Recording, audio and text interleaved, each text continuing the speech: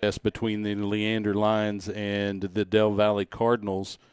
The Lions are hosting elementary school night, and that's why you see there on the main camera all of the dance teams from the middle schools, but we're going to see some of the elementary schools come through. These are schools that feed into LHS. We're going to turn the mic off here and let you watch the introductions, and we'll turn the crowd mic on at the point that they start those announcements. But thank you for joining us here tonight on SHN Sports. I'm Chuck Crazy. Joining me will be Frank Rodriguez and, of course, Peter Casimir on camera. Stay with us.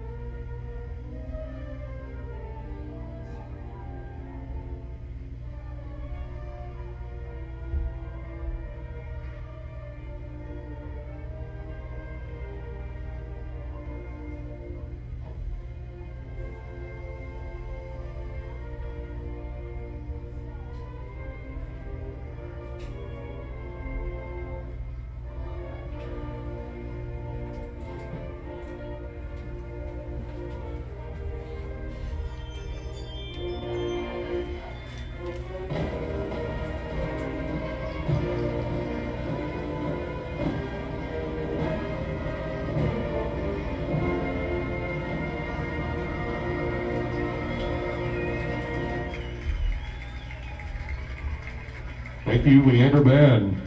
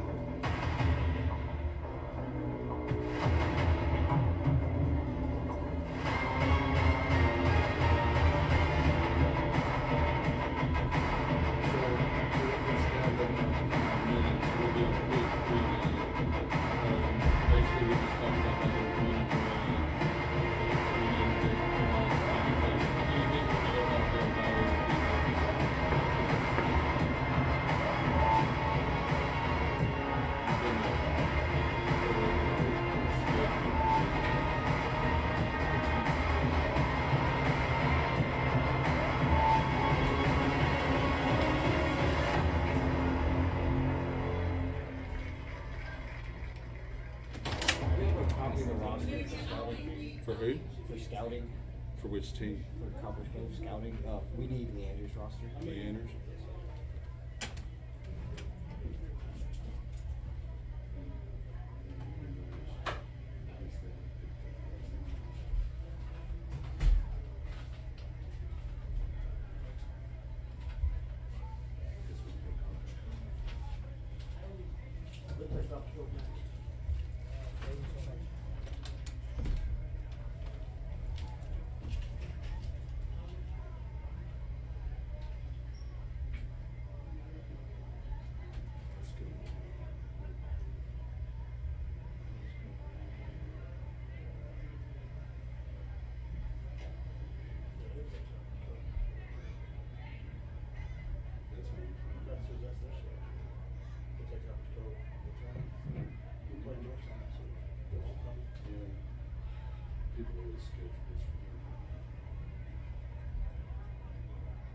Yes, for the wrong roster. They don't have players.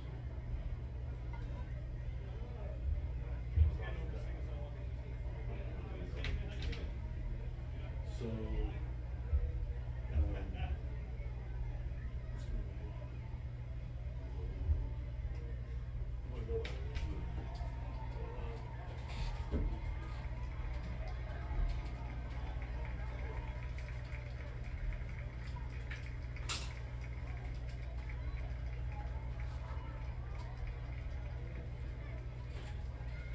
That, of course, was the future Leander Lions running on the field for tonight's contest. We're going to take a quick moment to do a little pregame discussion. So we're missing our producer tonight, Juan Alanese. He's visiting with his college daughter, and we don't want to get in the way of any family-related stuff. So we wish him well. He said he'd be tuning in tonight.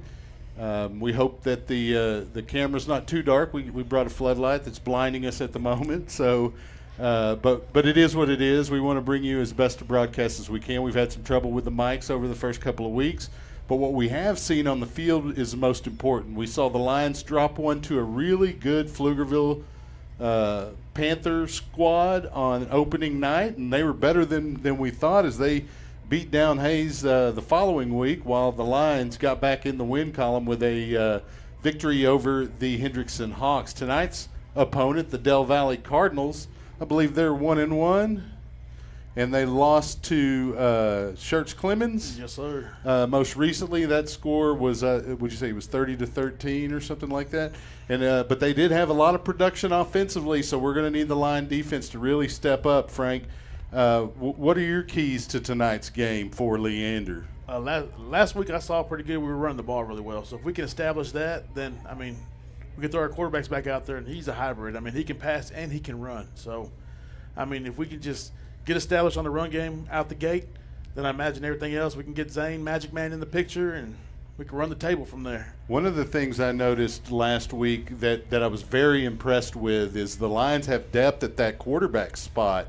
There was a little bit of an injury to the lower extremity for the Lions starter, and then in came Mason Montgomery, who played fantastic for the Lion offense in the second half. And Montgomery was amazing. He was 5 for 5 and passing for 102 yards and 2 touchdowns. And he took off running a few times. It was a very good effort there. Certainly much improved from week one in every facet of the game for Leander. The future holds the Coppers Cove.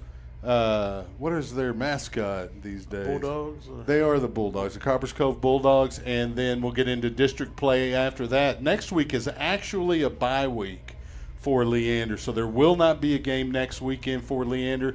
The next opponent will be the Coppers Cove Bulldogs. So we're going to turn it over to the field camera here, and we'll get back to you maybe at halftime with a little bit of an update on the first half. And I just want to shout out Juan again and thank him for all of his efforts here, and we wish him well tonight. Peter's playing injured, as they say. He's got a little bit of a viral issue going on. It's going around the community, and the team had a little bit to deal with it. That's why the podcast was canceled earlier in the week. So we'll get that rescheduled for a future broadcast at Walks It To You. But stay with us here on SHN Sports. We'll be right back.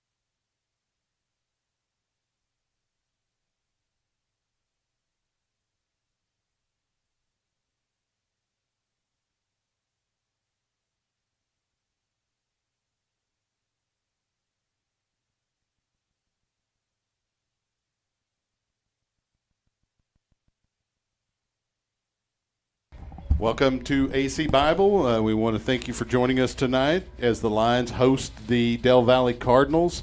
There's a lot of activity pregame. We mentioned, if you've been with us the entire broadcast, that this is kind of a middle school and elementary school night. These schools feed into Leander High School, so these are future students of Leander High School.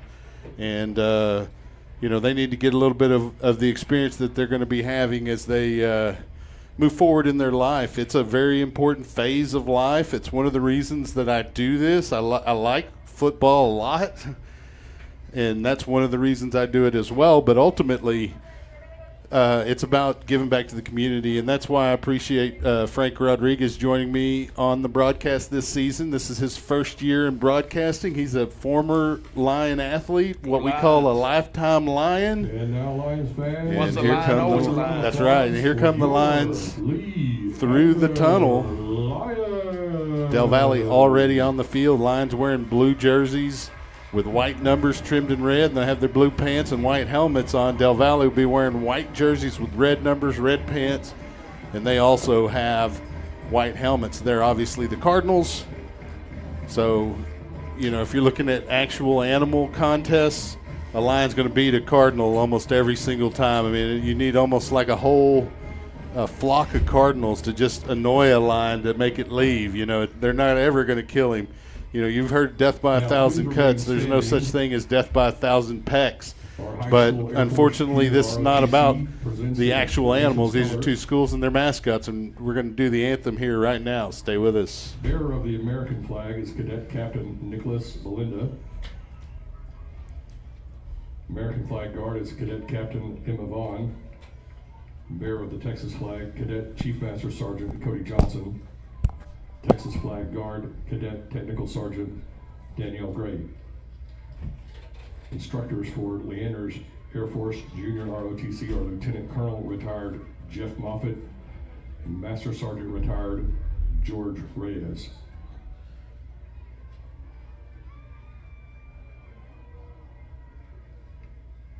And now to honor our country with the singing of the national anthem, the Leander Varsity Choir and 8th graders from RBMS, LMS, as directed by Francis Neves.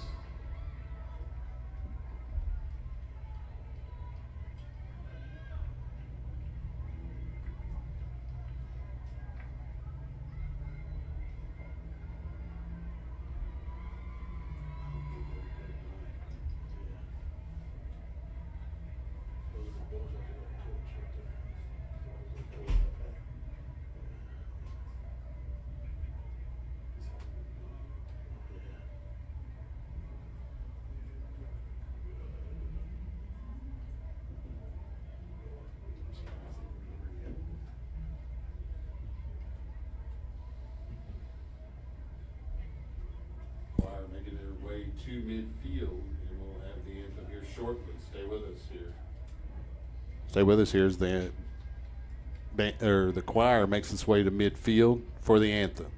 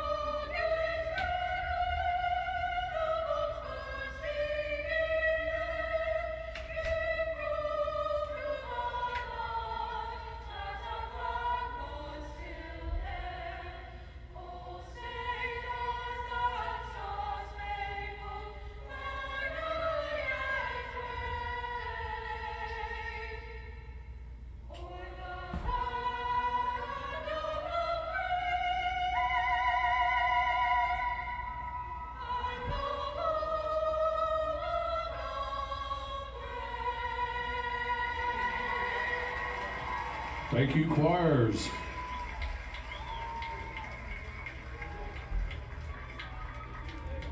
And that is a collaboration of choirs.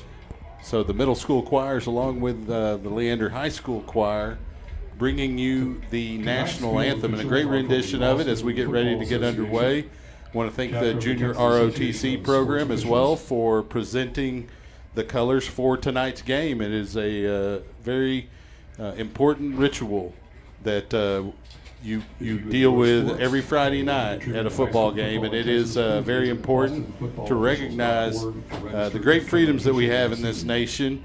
And, you know, I just encourage everyone to get out and vote this November. Make your voice heard, so to speak. I won't tell you how to vote, but if you come ask me personally, I will give you all kinds of information. We'll just leave it at that. Right. Exercise your right. Yeah, that's right. But it is important for you to get out there and vote, because if you don't do that, then that right could end up be taken away from us. The line captains are going to include number 83, Anvar Sivakumar. Number 18 is Chris Tracy. Number 23 is Salorm Korshi. And number 43 is Brady Lisner. Yeah, it's good to see El Corsi back. Yeah. For Del Valle, we got Freddie Thomas, number 2. Looks like we got number 1, Kevin Meeks. If I see that correctly, I think that's going to be number 34, Jeremiah Robinson. And that fourth Cardinal, I can't quite see his number. Corshi, Mr. Widebody in the way a little bit there for a running back. He's a big boy. Looks like it's 34 and 53 is the other Del Valle Cardinal captain. That's Esau Ramirez. And it looks like they've tossed the coin. I didn't see who. It looks like the Lions have won it and have elected to receive here at home. So we'll bring you that, all the action. Stay with us here. I will, in the interim, give you a little heads up about our sponsors. The Lions appreciate the sponsorships from businesses in the community. They include gold sponsors, Bear Electric LLC, as well as Mercy Veterinary Hospital. The silver sponsors include Bill Miller's Barbecue, RDZ Roofing, and Raising Canes. The bronze sponsors are Golden Chick, Toyota of Cedar Park, TSO of Cedar Park, Whitestone Fine Jewelry, Sisk Rob Incorporated, and JT Reisdorf at State Farm. Lion Pride sponsors include A+ Septic Cleaning and Repairs, Grissom Insurance Group, and Black Rock Coffee. And we're ready to get underway here. I'll try to do my best to keep the scoreboard up for you right now. The Lions will be receiving on the school side of the stadium. If you happen to be watching, that's the north end. If you're driving to Waco, it'd be in front of you.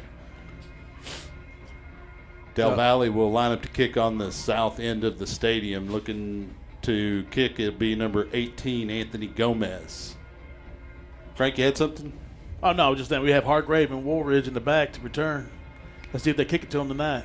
Back to receive for Leander. I would expect that they've seen film. We'll see if this first kick might be short, and then we might see some switching from the returners with those first level return backs on the upper part near the 20. We'll see here. Looks like they are going to switch at least deep, as here will be fielded by didn't see who that is.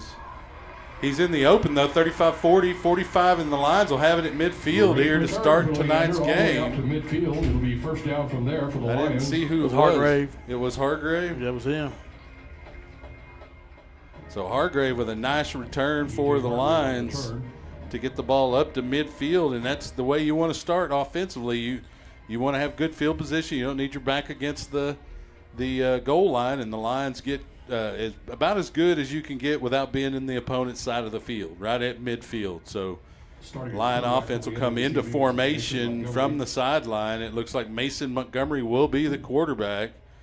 Running back is E.J. Hargrave, who just had that kick return. He's snapping a handoff to Hargrave, and he's looking like he's ready to run the ball hard tonight as he picks up a first down all the way to the 39-yard line. He's picking up where he left off last week. Hargrave was a beast on the ground. He was 8 for 65 yards, 8 carries for 65 yards.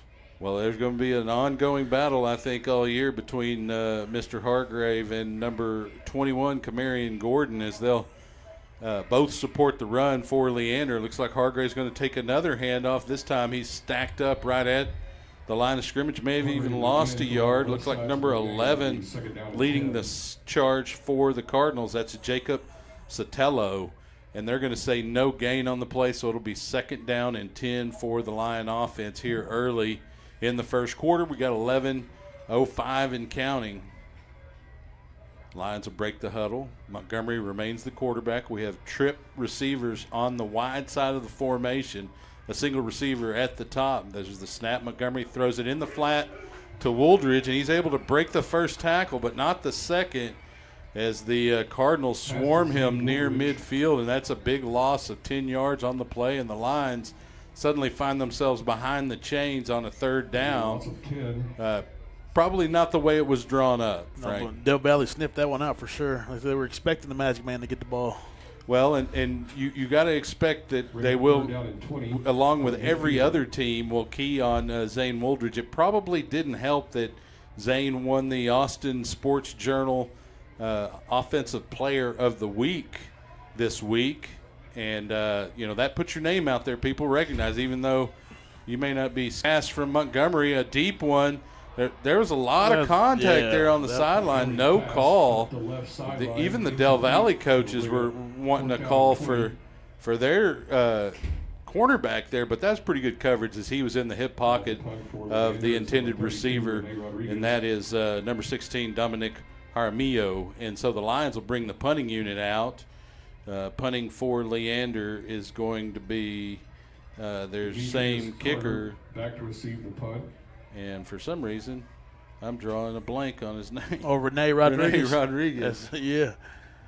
So we got 2 returners back for the Cardinals. Along with Kiddes Hunt. And it's blocked as number 25 is able to get in, and Del Valle will have pretty good field position here in their opening drive. Not too different from where the Lions started. Lions started midfield. Del Valle will start on their own 43. That was their tight end, Willie Ingraham. They got good penetration. You can see the up back needed to do a better job of picking him up and cutting off his momentum into the backfield. And Rodriguez will need to get that football out of there in a little bit more of a hurry than he did on that play. So it's Cardinal football. They come out in formation. They're in a pistol. They have twin receivers on either side of the formation. That running back is Bradley Dent.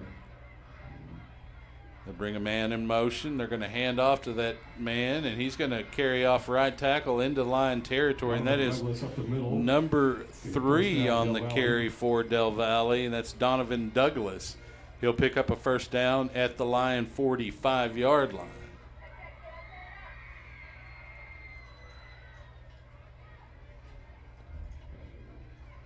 Quarterback is wearing 8, or is that a 6? That's a 9. Wearing Tony Romo's number. Handoff straight ahead again. This time number 23, Cyree Baltimore on the carry. The quarterback, number 9, Alex Marcantoni. And they'll bring in a new running back.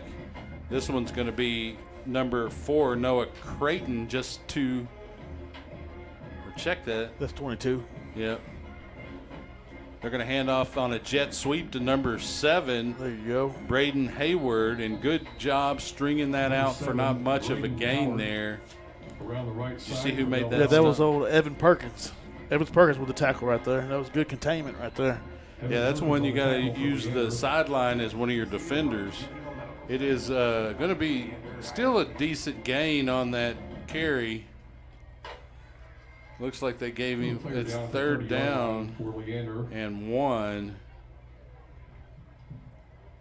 So it is certainly a manageable down and distance for the Del Valle offense. And we do have an injured player, but he's up under his own power. That's Malachi Filan. They'll bring in a corner to replace him for at least a play. It looks like he's fine. But probably good that Malachi Filan has to sit down on a 3rd and 1 as opposed to 3rd and 12 because, you know, you hope your depth is good enough at those corner positions, but there's a reason he's out there on an island, and it's because he's a very good coverage cornerback. And we'll see they're in a pistol formation. Thank you to all of our sponsors. Running back is number 22, Bradley Dent. It's going to be a pass as they saw Filan come out, and great coverage there by the line cornerback that replaced Filan. They decided that they would pick on that corner, and that was number 24 for Leander with a great coverage, Nicholas Winton. So it's 4th down and short. Big play here, big decision for the Cardinal. It looks like they'll probably go for it here in this no man's land. It's a long field goal. Let's see if the Lions can get off the field here. And I like that the refs letting them play because it's Friday. The lights are on. It's time to get physical. And they line up in the Nebraska I with 3 running backs lined up behind the starting quarterback, Alex Marcantori, or Tony. Yeah, that number 34 is a big boy, 6'1", 260 defensive line. So well, that Nebraska I formation is it's the difference is you have it's like a wing T, but you're basically there's no wing. They're just line up straight behind the quarterback. One guy's about 10 yards deep. The old power I. Huh? Yeah, I mean you get 2 blockers in front of you, you head off to that deep tailback, but that's a lot of distance to cover to get just back to the line of scrimmage. So. It is a power formation. We'll see if they're able to do anything with it here on 4th and short, or if the Lions, seeing that formation, they're getting coached right now on how to defend it. Coach Price, a defensive coordinator at several schools before he accepted the head coaching job here at Leander. So, you know, he had some wisdom to impart. We'll see if it's good enough here on 4th and 1. Marcantoni under center, trying to draw the lines off, and they're going to go deep. There's a penalty. Ball's on the ground, and Marcantoni able to get back on it, but it will be line football unless there is a penalty against Leander. They did not blow the play dead, but it could be an illegal shift or illegal formation without that play being blown dead. We'll see here what the call is from the white hat. And it will go against. So they blew the play dead, so it'll be 4th and 6. And so the Lions can't decline that penalty because it was a false start. And Del Valle will have another opportunity. Instead of 4th and 1, though, it'll be 4th and 6. Saved by the flag. Hey, sometimes that's part of it, right? Right. So the punter comes in for Del Valle. It's hard to see those numbers. You would think it would be easier, but on the kick. That's number 99, Omar Ponce. And they're going to do a fake, and the Lions sniff it out and make the tackle at the line of scrimmage. And so Leander will take possession as they're able to stop Del Valle. That was old Malachi Filan. He went out and got his win real quick, came back for when it counted. So with a change of possession, the clock will stop at 8:21. It looks like there may have been another penalty flag. Coach Price out on the field trying to determine what the call is. The defense stayed out for Leander. As there is a discussion, the white hat on the Del Valle sideline here. We'll see what the call is. Shouldn't be enough for a first down because they'll have to run 4th down again unless it's a personal foul or something, which it is.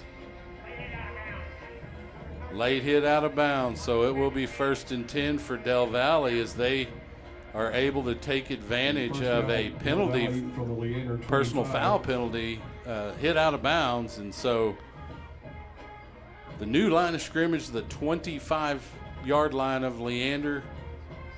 Cardinal Cardinals are in formation. Running back is number 22, Dent, besides Marcantoni.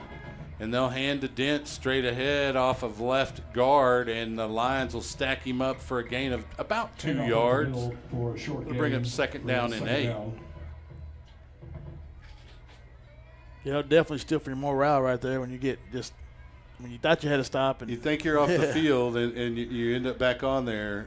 It's frustrating, but those guys were there pursuing towards the ball. They saw the flag come out, and if it was an actual penalty, then they were aware of that as well. So, they'll just get out there and do their best. Marcantoni is pretty much in an empty backfield as an H-back up to his right in Rodriguez, and they're going to the quarterback carries straight ahead, loses his helmet, no gain on the play.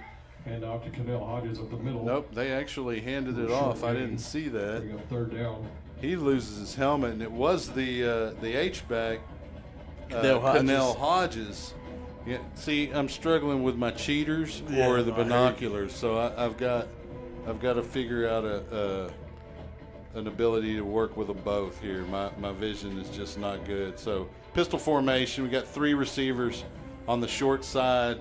Well, actually top of the formation. They're right in the dead center of the field here, 3rd and 8. And there's a flag that comes up before the snap, and that's likely going to be a false start, and that'll move Del Valle back.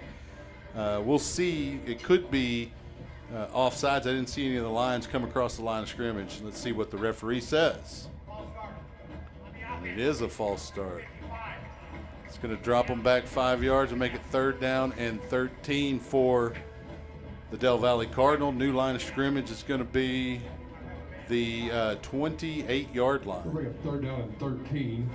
So this is a big play, try to get off the field here, although it's still in that no man's land where Del Valle may go for it. They might try to get half of it here and try to maintain the drive. Marcantoni had to go to the sideline. I thought they were going to run a wildcat for a second with Dent, but he's back out at quarterback. He'll take the snap, and they're going to fake to Dent, and Marcantoni able to get loose of the first rusher, but not the second or third, and it is now 4th down, a loss of about 3 on the play, make it 4th and 16. And decision time here. Do you pooch punt it? Do you try to kick a field goal? Or do you just go for it here? I mean, that's a lot of yardage to gain, but you could try to throw it down one of the sidelines and hope for an interference call or something like that. So looks like that may be what Del Valle's doing as they leave Marcantoni out there. Kevin Meeks coming in with the play for the Cardinals. And that was Chase Milne with that last tackle. I mean, that kid's picking up where he left off. He had 7 tackles last game. Got 5 receivers in the formation for Marcantoni. He drops straight back. He's got pressure. Passes almost caught. Is caught off the tip for a catch right there. A gimme touchdown. And one of those unfortunate plays that sometimes happens in the sport of football, and Del Valle gets an early lead as he's able to volleyball bat it up to himself, run under it, catch it, and carry it in for the score. I didn't see the number on that. That was It's all right. Well, looks like they're going to go for 2. You commented that their kicker didn't look that great in pregame when we were discussing off air. Number 22 is Bradley Dent, who scored that touchdown. So they come out in the Nebraska eye here for the point after touchdown. And it's going to be a pitch to Dent. He's trying to be caught from behind, and he's able to reach the corner of the end zone. It'll give Del Valle an early 8-0 lead. And when a team starts doing that, where they go for 2 when they score a touchdown, how does that affect your decision making as an offensive coach? You got a great kicker. Do you go on ahead and kick the extra point if you get a touchdown on this next possession, or do you go for 2, Frank? You got to match it. You got to match the energy. You got to go for 2. So you're of the school of thought that you want to keep match. If they score 8, then we get a touchdown and get 2, and then we're tied. So 8 to 7 is not good enough because you're kind of behind a point each time. But we don't want to get into a contest where we're exchanging touchdowns, obviously. No, but anything you can do, we can do better. You know, that's the mentality. And that should be our mentality going throughout this season. Omar Ponce to kick for the Cardinals. For Leander, I need to re-say that because they got a different kicker from that first one. It's number 18, Anthony Gomez. We'll see if he kicks it to Hargrave or Wooldridge, or will he kick it to the short up backs? And he does kick a squibber, and it's going to go all the way to Hargrave. So, pick your poison. Hargrave able to be tackled, though, behind the 20 at the 18. It'll be Leander football there, 1st and 10. The first down, Leander. So I think it's important here that we stay in the ground game. I mean, we have it established already. We just kind of got in our own way there as we crossed into the Cardinals' territory on that first drive. But I agree with you. You can't get frustrated because you dropped gave up an early score on a fluke play at that. So Mason Montgomery, the quarterback, E.J. Hargrave to his left. You have two receivers, top and bottom of the formation. I think it might be time for Montgomery to spin a little bit right here. We're going to hand off to Hargrave straight ahead. He slices his way through the line of scrimmage up to around the 24-yard line. So that's a gain of about 6. Make it 2nd and 4 for the line. Or make it gain of 5, and it'll be 2nd and 5. I mean, that O-line's getting pushed right off the line, so, I mean, he's not getting touched about 3 or 4 yards. So we can keep that dominance. We'll be all right. Hargrave and Montgomery remain the backs in the backfield, 2 receivers on either side of the formation. The handoff to Hargrave. He tries to get on the outside. He does at the 30, 35, cuts up and is able to get to the 40 before he's tackled by number 30, Carmelo Jones, but it'll be a first down, Leander. And you like that, getting the drive going, the momentum, blood pumping. The offensive line likes to block, so any offensive line, that's their favorite thing to do, right? Run block, because once you start getting downhill, it's pancake. It's fun. That's it. It's a lot of fun. Ball at the 42-yard line. 5:01 remaining here in the first. It looked like Hargrave must have got out of bounds there as the clock's sitting at 5:01. Gordon in now at running back for Leander with Montgomery. 2 receivers on the top and bottom of the formation. Montgomery hits. Had Garrett Pites open in the seam, but the pass a little bit low and falls incomplete. That'll make it 2nd down and 10 with 4:55 remaining. Clock stopped, and the Lions send Montgomery back from the sideline. He got the plays back into the huddle. The Lions taking their time, no hurry. There's about 20 seconds on the play clock here. Del Valle in a 4-3 look defensively. Gordon, the running back, to the left of Montgomery. Twins on either side of the formation.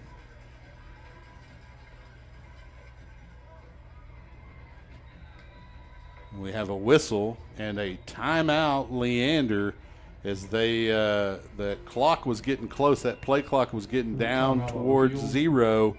And they wanted to avoid a 5-yard penalty here on a 2nd down and 10 yards to go for Leander. It's Leander's first time out of the half. So momentum a little bit with the Cardinals at the moment, Frank, but the Lions have shown that they can move the football on the ground. 17. Yeah, that hasn't been an issue at all. These short passes are getting us right now, but if we continue just to run, maybe let old Montgomery get out there a little bit, then we can start moving the ball just a little bit more. My PA, and certainly postseason is in play for this Lion team if they can stay healthy. So it looks like Hargrave back in the game with Montgomery. Have 3 receivers on the wide side of the formation. 4:54 on the clock. 2nd and 10. They fake to Hargrave. Montgomery has pressure, and he's able to move towards the line of scrimmage, but he's still going to lose a yard. So it's going to be 3rd and 11 for Leander And this is one of those plays you don't want to get in this 3rd and 11 situation. But we saw the Lions convert a lot of third downs against Hendrickson. So they're certainly in the playbook. Look for Wooldridge to have double coverage on this play, and they'll bring in Hargrave. And Gordon was the running back on that last play. I apologize for that misstatement, but now Hargrave in the game. It's definitely a magic man moment for sure. And he proved last week that 3rd and longs, he's got you covered. So we'll see what happens here. There's the snap. He rolls out. Montgomery looking on the left side. He hits And Wooldridge, there he goes he's again. able to get upfield into Del Valle territory. And 1st down and 10 for Leander. So they're able to keep the drive alive as they move probably the deepest penetration they've had, real close to where they were before they went backwards in that opening drive. Hargrave remains the running back beside Montgomery. You got twins on either side of the formation. There's the snap. They fake to Hargrave. Montgomery throws an interception over the middle, and it's carried to the 35, the 40, up to the 43, and that's number 40 for Del Valle. Make it 44. Julio Ramirez on the interception. No, it was 40. I had it correct the first time. And that was Michael Dent, likely the brother of the running back for Del Valle, Bradley Dent. And so Del Valle will have possession of the football, up 8 on the Lions. Lion defense really needs to stiffen up here and see if they can get off the field quickly. Dent, the running back, with the quarterback Marcantoni. Why can't I say that? Because I'm not Italian. Here we go. 3 receivers on the near side of the formation. They hand off straight ahead to Dent, and he's able to pick up a yard, but the line front is not full, and they're able to stuff him after a minimal gain. 2nd and 9. Yeah, that was a good plug by old Timon Lawson right there. That's a big boy. Long huddle for Del Valle. They still have a half a minute, little shy of that, to run this play. They bring in some substitutes. Pretty good crowd here tonight for Leander. Long drive for Del Valle, so their side of the stadium not quite as full as Leander's. Dent, the running back, beside Marcantoni. He's got a H-back in front of him. There's the snap, and they're going to hand to Dent. And he's able to pick his way forward near midfield before he's wrangled down. So a minimal gain there for Del Valle. It is now 3rd down and 4 for the Cardinals.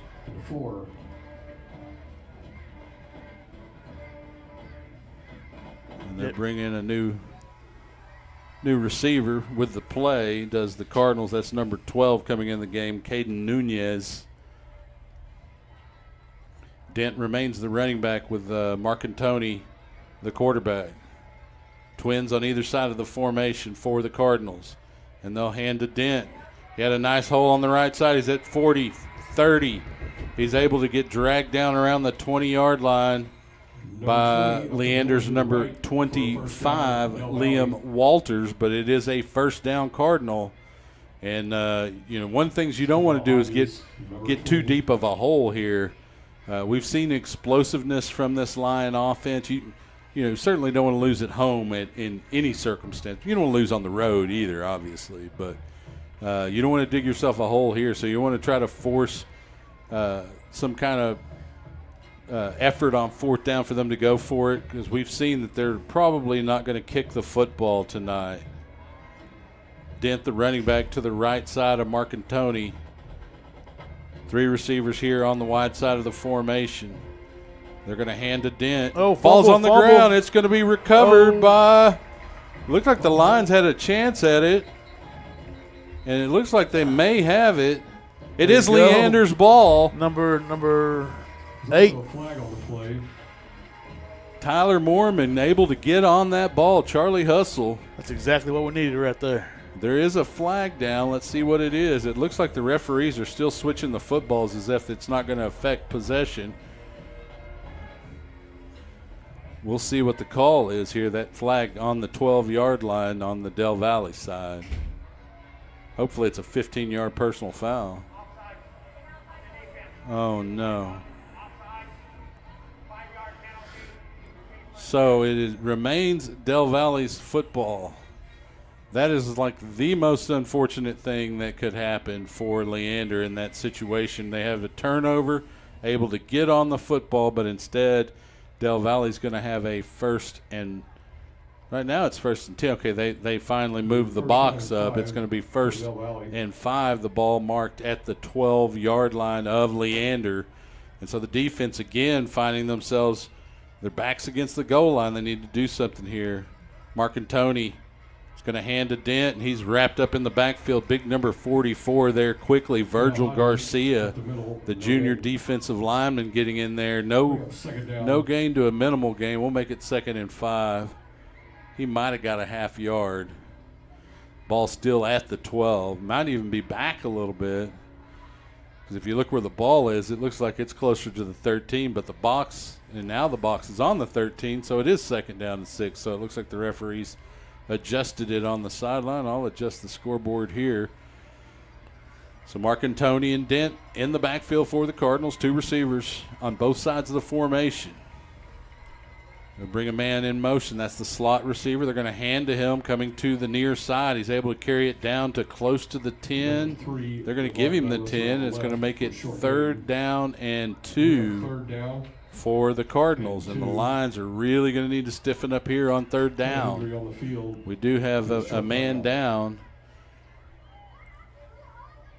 And we'll see. You know, we talked about it pregame. We didn't talk about it on the air, Frank, but you know, we had a kind of a cool night against Hendrickson last week, and it not so cool today, right? It is a warm day, so we could see some cramping tonight, and hopefully that's all it is, and nothing more extreme. Yeah, I think when I parked when I got here, it was 100 degrees on the thermometer. That's pretty hot. Yeah, it was. You know, and you get into the press box and the air conditioning's on, but you know, by the time you walk up here, you're already sweating so bad that air conditioner doesn't do enough for a big boy like myself. Right, come on, fall weather. Yeah, well, Halloween's getting closer and closer. That's my my mark for when I know the weather's going to be pretty much cooler on a regular basis, and it looks like he's going to be okay as he comes off the field under his own power, which is always a positive sign. Now the Lions have 3rd and 2 here defensively to try to stop that Del Valle offense, and probably going to need to stop them twice because we saw Del Valle go for 2. We watched their kicker pregame, and he didn't look very comfortable kicking any field goals. I didn't watch him kick any extra points, but I would assume that he has that ability. His accuracy might be the question. We'll see here as they come into formation with Dent, the running back, next to Marcantoni. 3 receivers on the wide side of the formation there on the Del Valle side of the field. Long pause here. There's plenty of time on the play clock. Not sure what they're waiting on, but they do have a ton of time. They may be just letting the clock run down for the 2nd quarter, and that is what they're doing. They're going to want to switch sides. So we will take a break with them. And that's the end of the 1st quarter. And ask that you stay with us here. Del Valle 8, Leander 0. As we get into the 2nd half of the 1st half. And we'll take a short break by announcing our sponsors once again. These booster sponsors go a long way to paying for a lot of the costs of this program, and we appreciate their time and effort and financing. The gold sponsors are Bear Electric LLC and Mercy Veterinary Hospital. The silver sponsors are Bill Miller's Barbecue, RDZ Roofing, Raising Cane's. The bronze sponsors are Golden Chick, Toyota of Cedar Park, Texas State Optical Cedar Park, Whitestone Fine Jewelry, Sisk Rob Incorporated, and JT Reisdorf at State Farm. The Lion Pride sponsors include A-Plus Septic, Cleaning and Repairs, Grissom Insurance Group, and Black Rock Coffee. And thank you, sponsors. So, Frank, here we are. A huge play here. Do you bring a blitz in this, or like kind of a run blitz? Because you're thinking Del Valle probably has 2 chances to try to convert this 2-yard gain for a first down. If you run a run blitz, you kind of give up a little bit of your pass coverage. So what would your decision be as a coordinator? I'd run the run blitz. Make sure you get that quarterback. If he decides to peek his head out there, make sure you take him down. Because I haven't seen too many passing plays right now from Del Valle. So I'm not really confident. You're right. And you really need to work on your run fit. And if they're a team that's going to stay on the ground, then stick with it. And it is a run formation as they come out in the Nebraska I. That big old heavy form. 3 running backs behind Marcantoni. He's under center, takes the snap. They're going to hand to Dent. He gets wrapped up in the backfield. Right there. Big number 9, Matthew Anderson, coming through quickly. He may have caused a loss on the play, but it's certainly going to be 4th down regardless. That was big old Timon Lawson right there. Lawson big in boy. there. So it's 4th down and 3 as they're able to drop Dent for a loss. From the 11-yard line. I mean, he got right by there. Those lead blockers didn't want no part of Timon right there. Well, let's see what they do here on 4th down and about 3, maybe 4 yards. The Lions able to get off the field here. That'd be a victory for that defense. Nebraska I again for Marcantoni and the Cardinals. Blitz up the middle. They're going to hand to the second man through. There you go. Number 40, and they're able to get him stuffed. That's Michael Dent, the carrier. They got 3. Oh, no, Dent was the one with the interception. I was going to say they got 3 Dents. There's big old Timon Lawson again with that tackle. And so 2 plays in a row from Lawson in the center of the line, defensive line, able to get a stop for the Lions and keep Del Valle off the scoreboard further than what they've had so far, which is that 8 points that they were able to get on their opening drive. So the Lions here, we'll see what they can do offensively. It's going to be E.J. Hargrave, the running back, next to Mason Montgomery, and the Lions will have 2 receivers here on the near side of the field and 1 split out wide with a tight end on the Del Valle side of the formation. There's a snap and a handoff straight ahead to Hargrave, and he's wrapped up pretty much immediately. So may have even lost a yard. It's going to be 2nd down. It's about time to see old Montgomery get out there. Let him put out in gear. Yeah, sometimes when you get put in that situation, you excel, and then you have a week to work on it. And sometimes it's so much it can make you a little more hesitant, and you got to get to the point where you're just reading and reacting. It's not thinking; it's all reaction. There's a man in motion. They fake it, and it is Montgomery up the middle. He's at the 25. He's got a blocker. That blocker goes down, but it'll be a 1st down for Montgomery and the Lions at the Leander 25-yard line. Nice play, and way to call it there, Frank. You knew what they needed to do, and that was a good fake. They brought a man on the jet sweep, fake to him, and Montgomery went straight ahead. Right. Opened it up like the Red Sea right there. He was gone right down the middle. If he'd have broke one more tackle, that would have been 88 out the gate for him.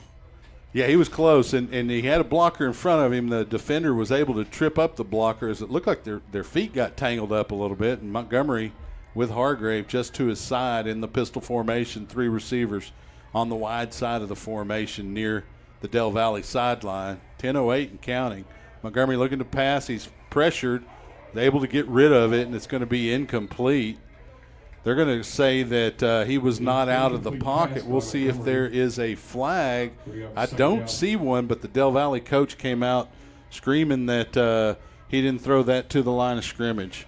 So we'll see if there's a late flag. And there is a flag that comes out.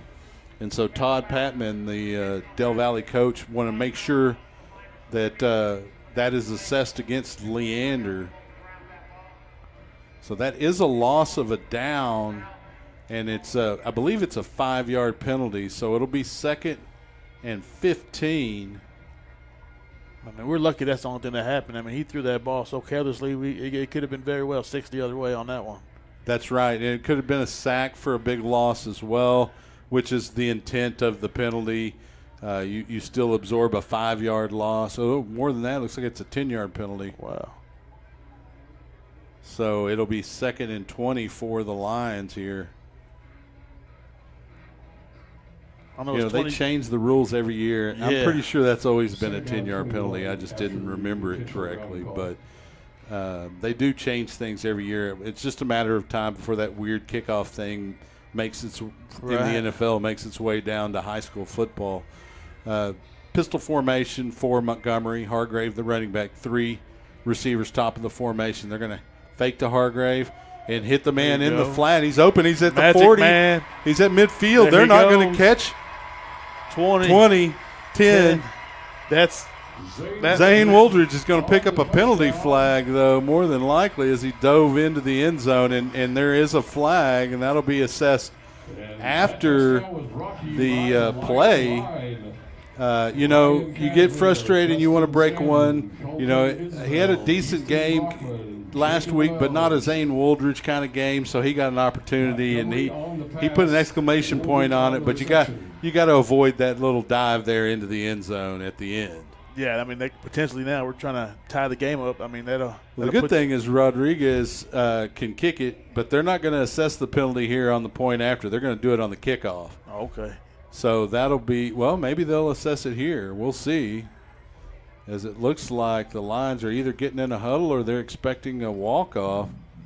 And there'll be a little bit of discussion with Coach Price by the side judge here as he points to him how Wooldridge jumped into the end zone. You can't blame a guy for wanting a little bit of a celebratory moment. I mean, he dusted those defensive backs. I mean, you can call them. I'd rather the extra point the penalty be assessed here on the extra point, Frank, because you don't want to give them easy field position. And Rodriguez he's got the leg that he can make this. That's old chip shot for him. It's getting to be about his range where he should be very comfortable with it.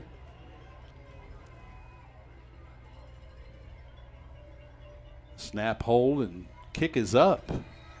So it does not cost the Lions, unless they were planning on going for 2. That would be the only thing that it would have cost them. And so Rene Rodriguez bells his buddy Zane Wooldridge out on the penalty, and the score is now 8-7 with Del Valle on top. And you had mentioned you would go for 2, right? In that situation, you would kick it, right? So we still don't know what the coach's philosophy is going to be in this game, but ultimately I would have kicked the extra point because I think you can outscore this team.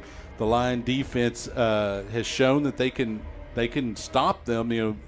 Beyond one drive where there was a freakish play for a touchdown. So, but Del Valle has shown they can move the ball really between the 20s okay. So the Lion defense needs to stay off the field as much as possible.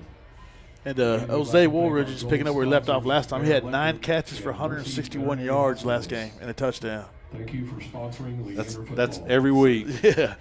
But you expect him to have all these huge 80-yard plays. They were covering him tight there at Hendrickson, but he was still able to produce. Back deep to receive is number 3, Donovan Douglas, along with a couple of other Cardinals.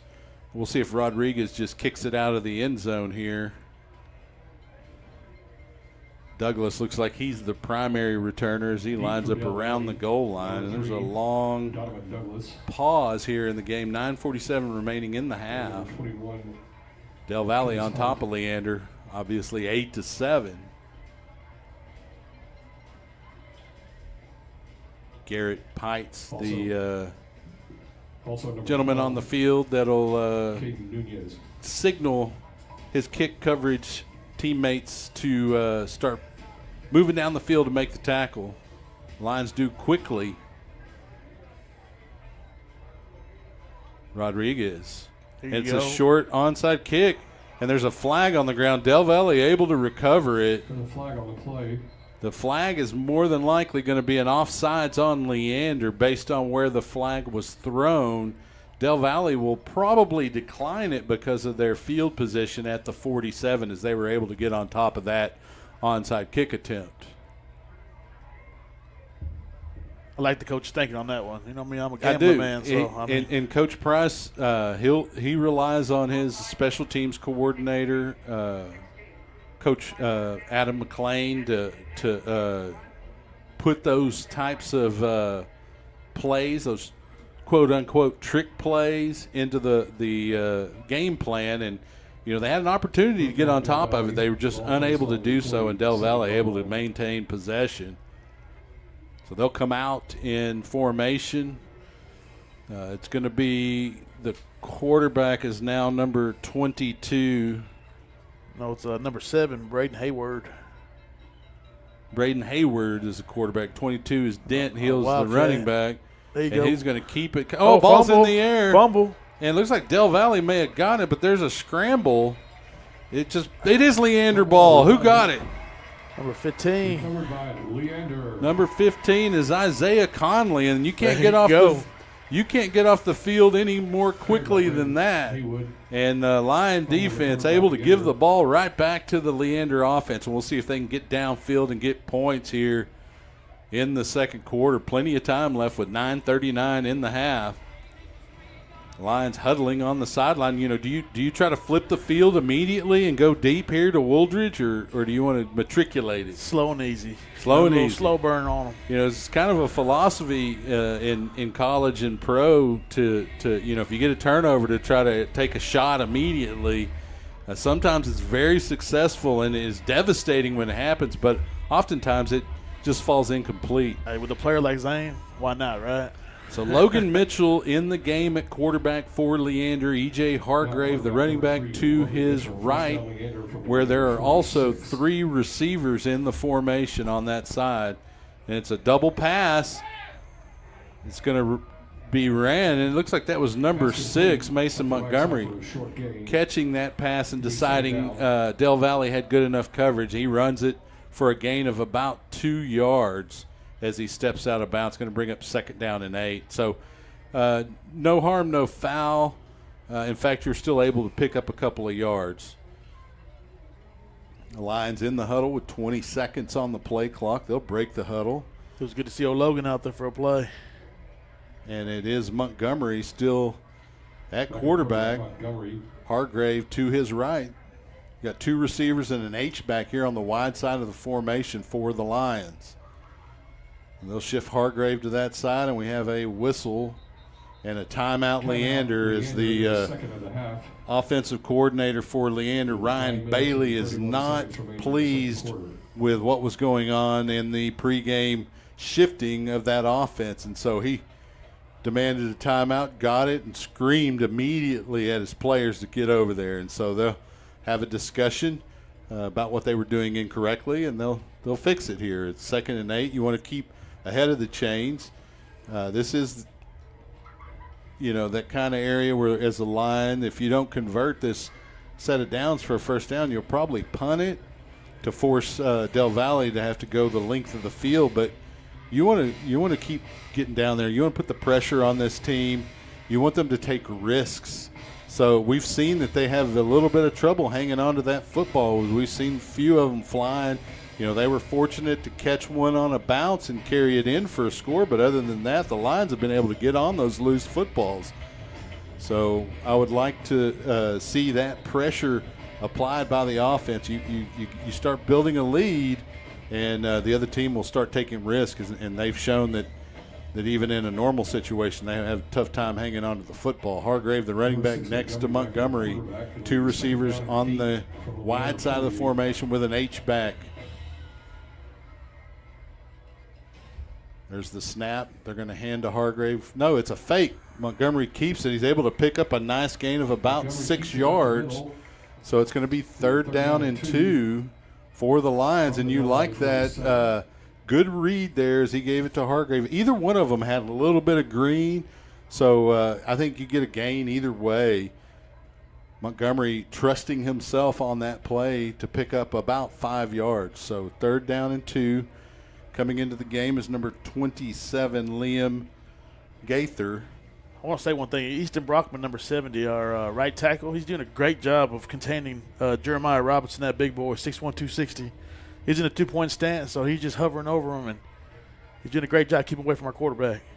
I like to hear that about our line. Handoff straight ahead, and Hargrave will pick up the 1st down up to the 43-yard line. So the Lions able to keep the drive alive, and we do have an injured player, and it looks like it may be one of those offensive linemen. I think it's can't see it. 11? It is a running back. Oh, that's our tight end. That's Pites. Garrett Pites. And so we'll see if he's able. It looks like he's able. Well, they were going to pull him up real quick, and then it looks like they decided to wait a moment. Again, I'll go back to it. I think this is a night of cramps. We saw it in week 1 a little bit, but in week 2, usually it lasts a couple of weeks. You can drink a ton of water. It doesn't matter how hot. It's so hot here that you lose that water so fast you can almost not drink it fast enough and not get enough in you. And it looks like Garrett's going to be fine as he walks off under his own power. And the Lions remain huddled on the sideline here on the 50. 8:34 on the game clock. The Lions will likely break the huddle on the sideline and go directly into formation. 1st and 10 from the Leander. Most times they do. Montgomery, the quarterback for Leander, and they're not going to go straight into formation. They're going to huddle up.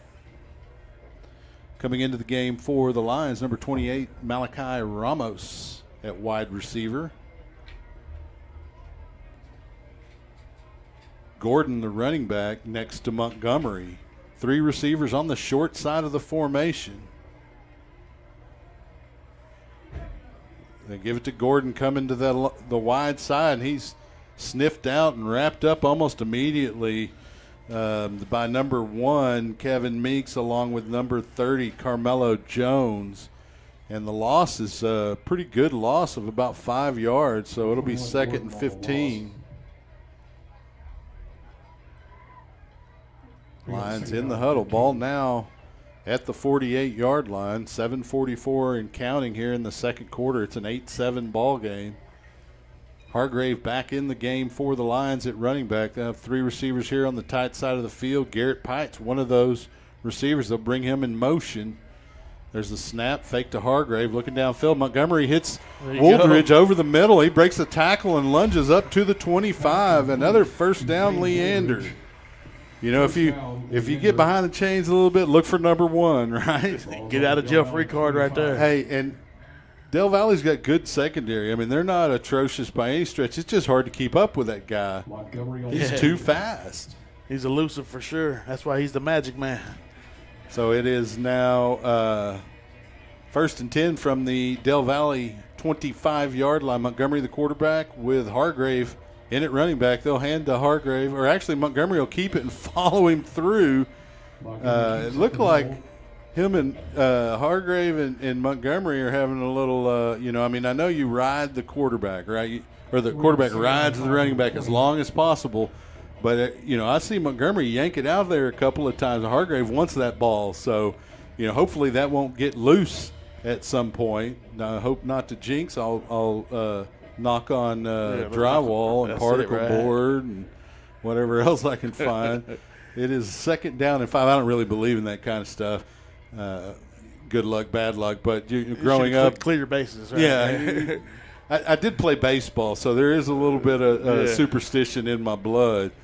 3 receivers top of the formation. They'll hand to Hargrave on that side. He's able to get on the outside, cut up at the 20 to the 15, and a late flag. It looks like he has a first down, but let's see what the penalty flag is, because it came in kind of late for it to be a hold or anything. And it looks like it's just – they throw the flag like it's just shy of the line needed for the first, and we'll see what the call is before we set the scoreboard. And it looks like it's going to go against Leander. More than likely a hold. So it should stay 2nd down.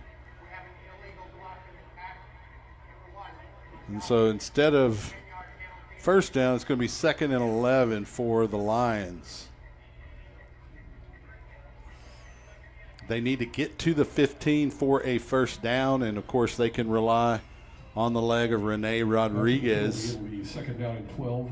About in his range now. It'd be a little bit long with the snap and hold distance.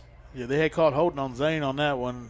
I didn't really see it, but, their view's better than mine. Yeah, their angle is much better probably. Hargrave with Montgomery in the backfield. Double tight ends for the Lions. They bring a man in motion. They roll that direction. Montgomery aims to tuck it and run. He gets a block and carries it up to the first down line, and the Lions should have a first down on that. Great awareness of where you are on the field by Mason Montgomery. Break in case of an emergency. And Mr. Montgomery just showing – it gets it all the way down to the 12. He's just showing his awareness and ability, just playing great here in the last couple of weeks for Leander. I mean, it opened up wide for him, so he's like, why not? Tuck it and run. He's got that speed, and he's able to carry it down to the 12-yard line where the Lions will have it 1st and 10 with 5:38 on the clock. And that's what's awesome about having a quarterback like Montgomery. They're always guessing what's going to happen next. Is that going to be a pass or is that going to be a run? We're going to find out. They're going to hand to Hargrave, but we have a whistle before the ball was snapped, and it is a timeout Leander. So the Lions want to discuss it. They're out of timeouts, but they really don't need them here. You want to get down, get some points here, and then get your defense out there, get a stop, and go to halftime with the lead if you're able. The Lions will have a discussion here on the sideline. Ladies and gentlemen, what do you do here, Frank? You're around the 12-yard line. You've seen Mason Montgomery. We've seen Zane Wooldridge, the Magic Man. What do you do? Are you feeding E.J. Hargrave, who's had an excellent first half? Are you going to bring a guy in motion and maybe a jet sweep to one of those guys? It really can't be Wooldridge on that jet sweep. It takes so long to develop. They see him coming. They know what it is. But you can use him as a decoy in that. I mean, we got 12 yards till pay dirt over here. So, I mean, just keep gassing. The run game has shown at the beginning of the game that it's established. That you got 4 downs. Go get it. And you can eat up a big chunk of that 5 minutes if you run the football here and stay ahead of the chains. Don't commit any personal fouls, no holds, stay onside. Don't illegally shift. So we got double tight end here in a pistol with 2 receivers. Or watch out for the block in the back.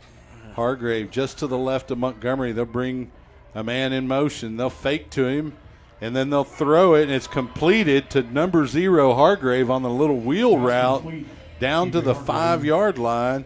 He got hit as soon as he caught that football. That was a great hit, but that was a better catch. Yeah, great concentration there by E.J. Hargrave to hang on to the football. They're going to say it was a 7-yard gain. I got a little generous. It's going to be 2nd and 3. The ball is at the 6-yard line. Lions can get a first down. There's a snap. They hand off to Hargrave straight ahead, and he carries it in for the score. Makes it look so easy right there. And you got to credit that offensive line as they got a significant push off the line of scrimmage that allowed E.J. Hargrave to basically coast in.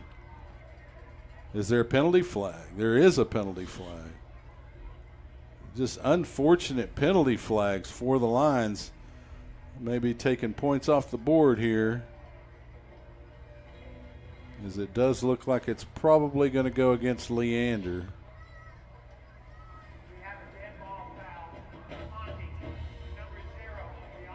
So that's after the touchdown. So another penalty for Leander post-score. Score is now 8-13.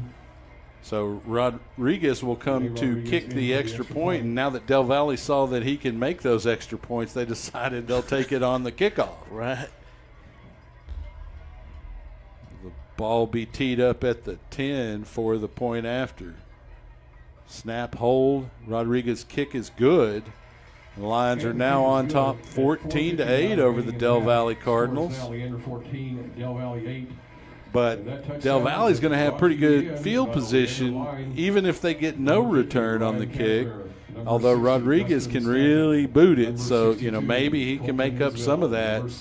You don't want to have to keep bailing out your teammates for committing taunting and personal fouls or unsportsmanlike conduct penalties. He was able to bail out Zane Wooldridge on the first touchdown. Del Valle got smart, and they said, hey, we'll back them up on the kickoff this time. They have each other's back. That's what teammates are for, right? Yeah. Well, we'll see if Rodriguez can bail out the line.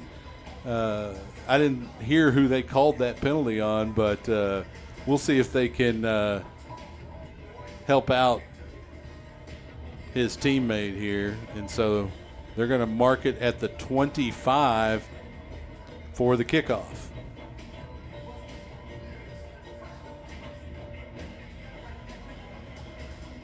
Yeah, Leander's offense looks really strong right now.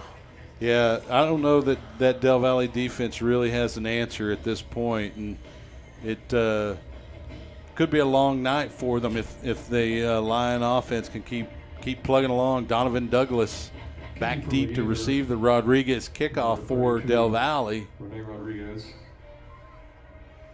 And, of course, as I said, that ball will be teed off at the Lion 25, so expect it to fall around the 20-yard line of Del Valle, but if Rodriguez gets his foot into it, it can go a little bit further. There's not much wind. The flags are just hanging. It was kind of a muggy night. It was a hot day. Rodriguez, nice boot. Is going to be fielded about the 14 by Douglas up to the 20, 25, and he's going to get wrapped up around the 32. He'll carry it up to the 34 where it'll be a first down for Del Valle.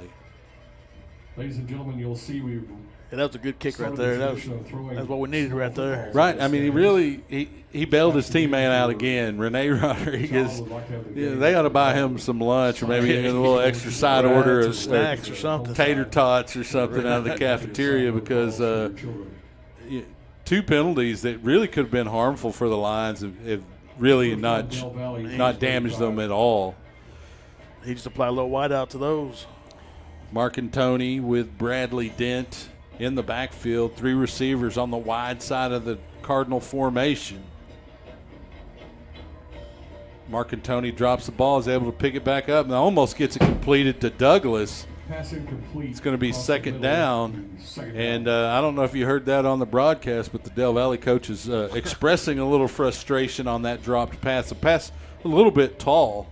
So, but Douglas did get a hand on it, and when I played, if you were a receiver and it was within arm's reach of you, it didn't matter if it was near the ground or above your head. You can catch it. Right, and if you didn't, it was push-up time. So it's a good thing I was a lineman. I only had to do bear crawls whenever I had a bad game. Dent to the left of Mark and Tony. They're going to fake it to him. They're going to give it to Douglas on a reverse.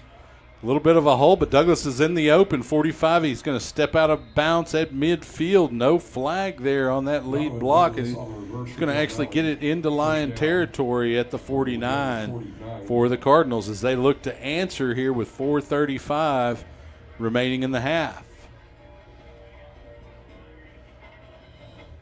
Cardinals in the huddle. Mark and Tony and number 22, Bradley Dent, in the backfield. We have three receivers here on the near side of the formation. It looks like the Cardinals are trying to figure out ways to get the ball to Douglas. Able to get a first down on that last play by giving it to him. Straight ahead will be Dent, and he's able to carry it up over the Lion 40 to about the 37-yard line before he stops, so a gain of about 12, where it'll remain first down for Del Valle. That was a great open field tackle by Mormon right there. He just head up. Yeah, because that could have kept on going. That there was open field. That was the last chance to get a stop there on that play for the Lions. Yeah, he didn't shiver, shake, or anything like that. He went up and made the tackle, which was great. I mean, we need to stop right here, though. Dent and Mark and Tony in a pistol formation. Three receivers here on the wide side. Look in that direction is Mark and Tony, and it's going to be complete to Douglas, and he'll carry it into beyond the 30 to about the 28, maybe 27-yard line. So he's going to gain of about 9. It'll make it 2nd and 1 for the Cardinals.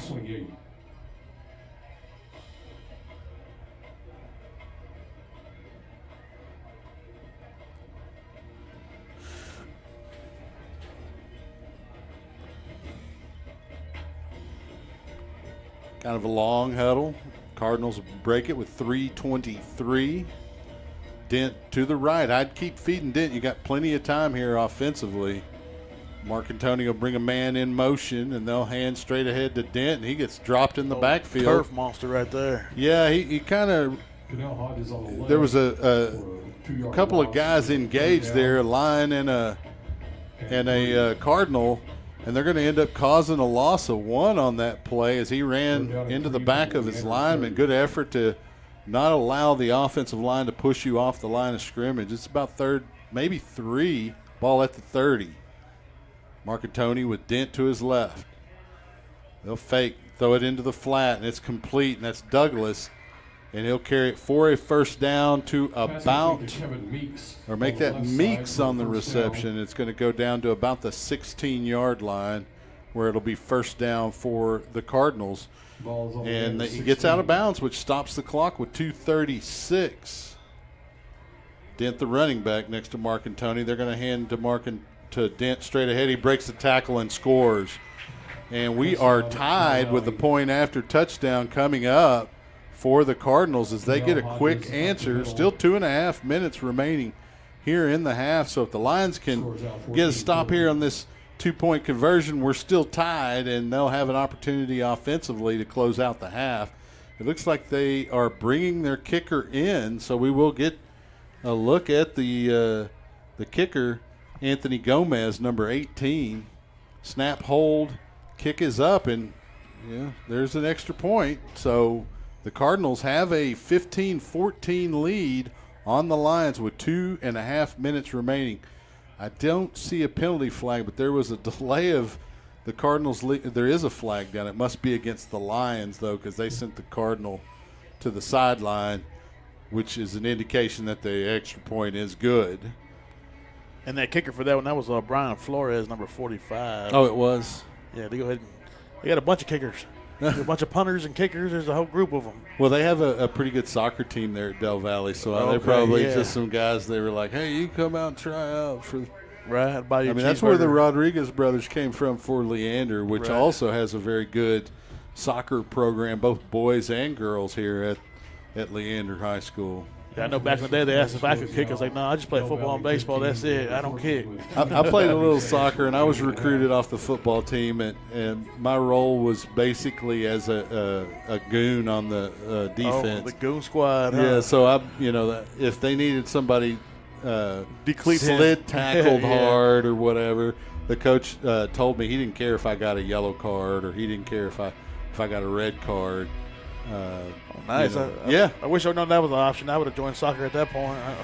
So the penalty is going to be assessed here on the kickoff against the Lions, and so Del Valle will kick from the Lion 45. It's very unfortunate the Lions have had some struggles with penalties when it comes to special teams. Hargrave back deep with Zane Wooldridge to receive this kick, and so I assume number 18 Gomez is the kickoff specialist. And he does boot it out of the end zone as he had a short field, make that a little bit easier. And so the Lions, about 150 seconds of game here before halftime to try to get some points. But there's a penalty flag down. So if I'm Leander and the penalty's against Del Valle, I make them kick it again because they just sprinted down the field. So you give Zane Wooldridge an opportunity with a bunch of tired guys. He's already good against guys that aren't tired. So I would make him do it again. Right.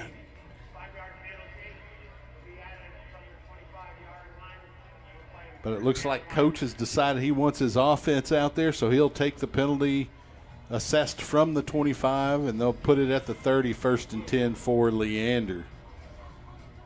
Again, they have 2.5 minutes to negotiate 70 yards to get a touchdown, or probably about 50 yards is a very reasonable field goal attempt, which could give the Lions the lead going into the half. Referees reset to the near hash. Lions still on the sideline in a huddle. The play clock moving with 20 seconds. They come into formation from that huddle. Gordon, the running back, beside Mason Montgomery. 3 receivers on the wide side of the formation for the Lions. There's a snap. There he They is. fake to Gordon, and it's Montgomery carrying close to midfield off a right tackle. It'll be a first down, and that'll stop the clock with 2:22 to set the chains at the 49. I love the sense of urgency right here. Just keep it rolling, keep it rolling. Yeah, keep the defense on their heels here. Hargrave into the game next to Montgomery. They'll fake. No, it was Gordon again, and Stop it. Montgomery keeps it again straight ahead, and he'll gain about 6 yards. Here's the play. What are you going to do about it? Yeah, you got to stop it. I mean, if He's just reading defense, and he's calling his own plays out there right now. well, and that is a read play. You know, they call it a zone read or read option, but ultimately you're reading that defensive end that's unblocked and seeing what he does, and based on what he does, you do the opposite. So you either hand it or keep it. Gordon, the running back, there's the snap. They're going to hand to Gordon. He gets outside at the 45-40. He's got a blocker heading 35-30, and there's a late flag, and that is Gordon all the way down. He'll pick up a first down, but we'll see with the penalty flag. It should still be a first down based on where the flag was thrown, because it is a spot foul, but it will move the Lions back about 10 yards. So they should have it at the 36, 1st and 10.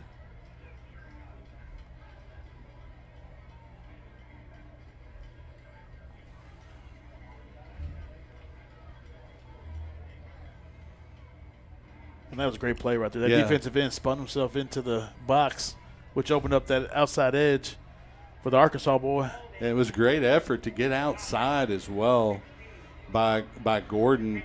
Lions will still have a first down here at the Del Valle 36-yard line as they're in the huddle. Play clock hasn't started. We're 93 seconds away from halftime on that game clock. Clock should start moving on the snap. Play clock is still yet to move. Gordon, and there goes the play clock. Gordon just to the right of Mason Montgomery. They'll hand to Gordon again. He's able to cut in over the 30, close to first down yardage.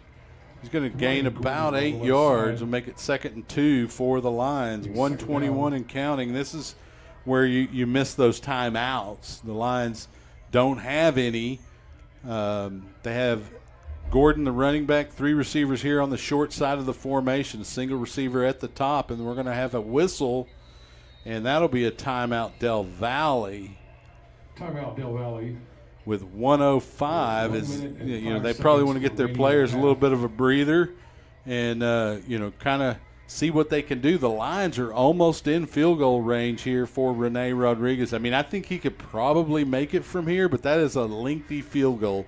So you want to get him about probably 15 yards closer at minimum, and then it's a chip shot for the young man. 27, Cedar Park 14. So it is Harker Heights 27, Cedar Park 14 is that score right now, probably rolling right into halftime. And we'll get some scores for you as we get into the beginning of the second half. We're going to try to bring you the bands at halftime. We'll step out of the room, and so you can continue to hear the mic without us talking. Long time out here with 1:05 as both teams really want to be assured that they have the right call in this situation. The Lions just a couple of yards away from a first down, but Lions are looking for much more than a first down. They want a touchdown here, at the very least an attempt at a field goal. It will remain Gordon as the running back, 3 receivers here on the short side of the formation. Montgomery looks over the defense, takes the snap, fakes to Gordon. Pass is incomplete, intended for Dominic Armillo, and he just was unaware that pass was coming his way. He didn't turn around at all. There's a little bit of a miscommunication there between the quarterback, Mason Montgomery, and his receiver, Armillo. So he'll come back to the huddle. It's third down. It's third down. You already know it's Magic Man time now. Or just run the football. Right. So Gordon and Montgomery, the running backs, you have 3 receivers on the wide side of the formation. They're going to hand to Gordon. He's going to spin his way forward, and they're going to say he's shy of the first down by about a half yard. I think he got it, but they're going to say no. On the right side. So it'll be 4th down and 1. And the Lions have a decision here. They don't run Rodriguez out. They keep the offense out there. Clock set 40 seconds. The play clock at 25, so they can take their time if they want to. But you want to get this first down. Gordon remains the running back next to Montgomery. Double tight ends. Montgomery in the open, 20. He's got the first down, 15. Spinning his way inside the 10 to about the 9, and the Lions have another first down. That'll stop the clock at 21 seconds to set the chains. I don't see any flags, and they wind the clock down to 17 seconds, 16. The Lions got to run a play here, 1st and goal. There's the snap. We have a whistle because there was a timeout, Del Valle. We'll see if they put any time back on the clock. The clock at 10 seconds now with this 1st and goal for the Lions. The ball is at the 9-yard line. So one of the things you want to avoid is not getting any points, right? So you have to be cautious here. You probably have one play, and it probably needs to be a pass. That way if it's incomplete, then you can run your field goal unit out there and get some points and go into half with the lead. But, I would at least put it in the end zone with that pass and give Zane Wooldridge or Jaramillo or maybe Garrett Pites an opportunity to go up. Those are, Wooldridge can jump. He doesn't have to be tall. Those other guys are already tall. So I'm not saying they can't jump, but, kid's athletic, so it'd be good to see Pites with a catch right here. Well, and he's in that tight end position. This would be an ideal situation for the Lions to target him. We'll see what he's able to do. The Lion offense is able to do what Montgomery is going to do. There's a long discussion by the Lion coaching staff, and they did put 4 more seconds on the clock. So I'm comfortable with 2 plays here as long as they're quick pass plays. So we'll see what the Lions choose to do. E.J. Hargrave comes into the game to be the running back beside Mason Montgomery. He's lined up to Montgomery's left, 2 receivers on either side of the formation. There's a snap. Montgomery rolls the wide side, tucks it, and then throws to the corner. Intended for Jaramillo. It's out of bounds, 9 seconds on the clock as he kind of just threw that away. So 2nd and goal from the 9. With 9 seconds and remaining in the half. Now you're at 9. You got one more opportunity. You can't hang on to the football too long. It needs to be it needs to be timed on time, right? If it's a 3-step drop and you deliver, then you need to be delivering on that 3rd step. That way, if it's dropped or the Lions can still get their field goal unit out and try to get points here because still got a whole half to play, but you want to go into half with a lead if you can. Hargrave lining up next. And there's no penalty call. There's a pass. Oh, and it's dropped. It hit the receiver in the end zone. There was no flag on the motion across the line of scrimmage for Del Valle. And so with 5 seconds on the clock, the Lions will bring Rene Rodriguez out, and you got to do that here. You miss the opportunity there, leave some points on the field, but you definitely don't want to leave all of them on the field if you can get 3 of them here. And Rodriguez in for the kick. Out to kick. 26-yarder is up. And it's wide left. So the kick no good as he hooks it. And 2 seconds remain here in the half. It'll be Del Valle football. And the Lions will go into half and, with a 1-point deficit unless something huge happens here with 2 seconds. And the Lions will likely be in a bit of a prevent here to keep the skill guys for the Del Valle Cardinals in front of them here. And we're in for a good game. It looks like it's going to go down to the wire, Frank. It's the Lions, if they can get out of their own way, they're winning this game 3-1, in my opinion, probably 21-7. Yeah, it's definitely laundry day out there. You're seeing a bunch of flags on the field, and we just keep shooting ourselves in the foot. But other than that, the offense is rolling pretty good. And so Del Valle is content with the 1 point lead. We'll take a knee and head to half. And so we'll give you a post-game show instead of a halftime show. We'll turn it over to the PA so that you can hear the bands. Stay with us here on SHN Sports. We'll be back for the second half.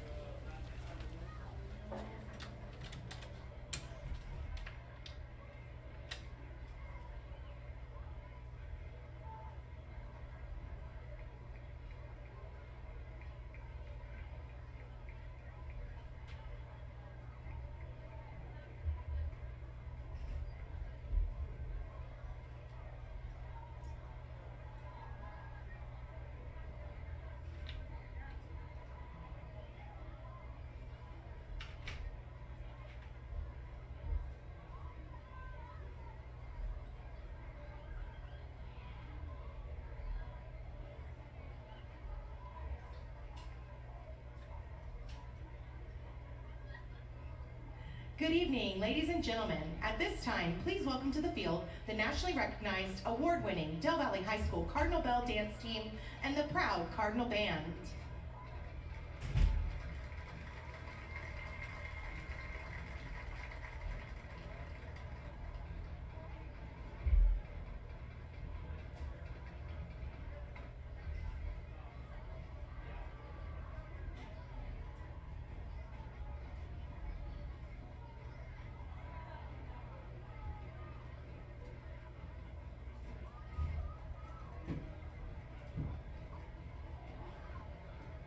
The bells are under the direction of Miss Catherine Gonzalez and Miss Kara Martinez.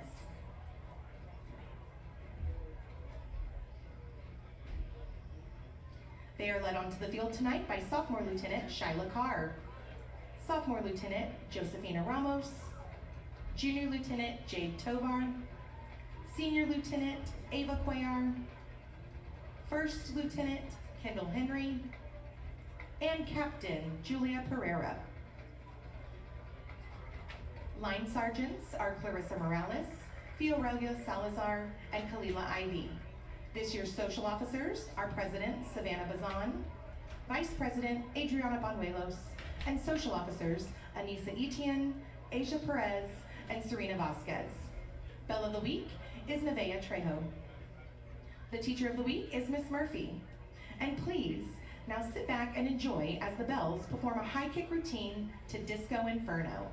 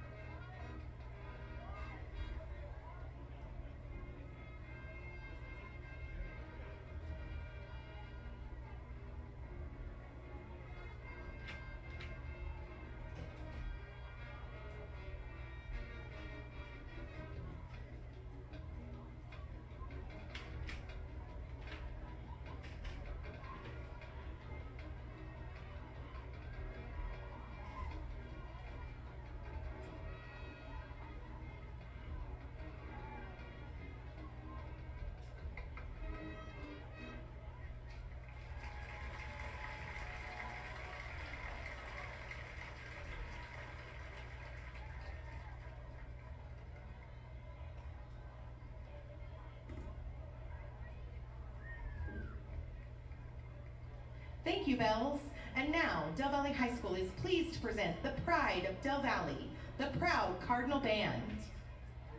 The band is under the field direction of head drum major Malachi Jimenez and assistant drum majors Isaiah Tennyson, Viana Sabori, and Edgar Landros.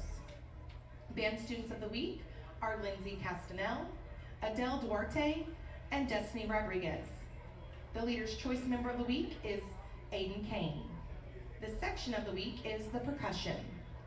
Tonight, the Proud Cardinal Band will present the opening portion of their 2024 UIL Marching Contest production entitled Broken Glass, featuring the music of Dead Mouse, Dmitry Shostakovich, Claude Debussy, and Philippe Paquette. Featured performers this evening include alto saxophone quartet members Joshua Zavalija, Wyatt Conchillo, Aiden Kane, and John Cano. Mental health awareness is central to the show Broken Glass, which reflects on the stages of grief and explores the emotional journey we experience a loss, starting from a place of pain and ending in a place of healing and growth. Drum majors Malachi, Isaiah, Viana, and Edgar, the field is yours.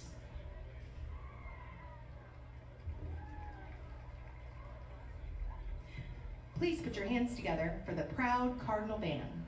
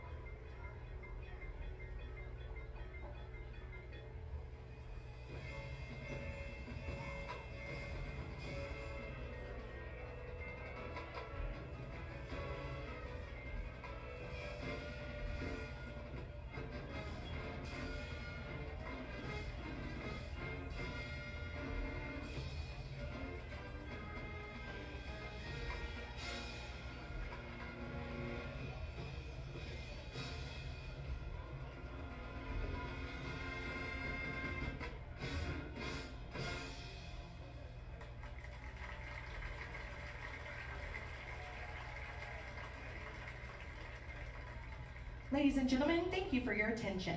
Let's hear it one more time for the pride of Del Valle, your proud Cardinal band. Now, DV fans, get on your feet as the Cardinal band performs the Del Valle High School fight song. DVHS band directors are Jason Dunn, Nicholas Martinez, and Dan Suniga, with additional percussion instruction from Seth Cowan. Thank you for your attention and support.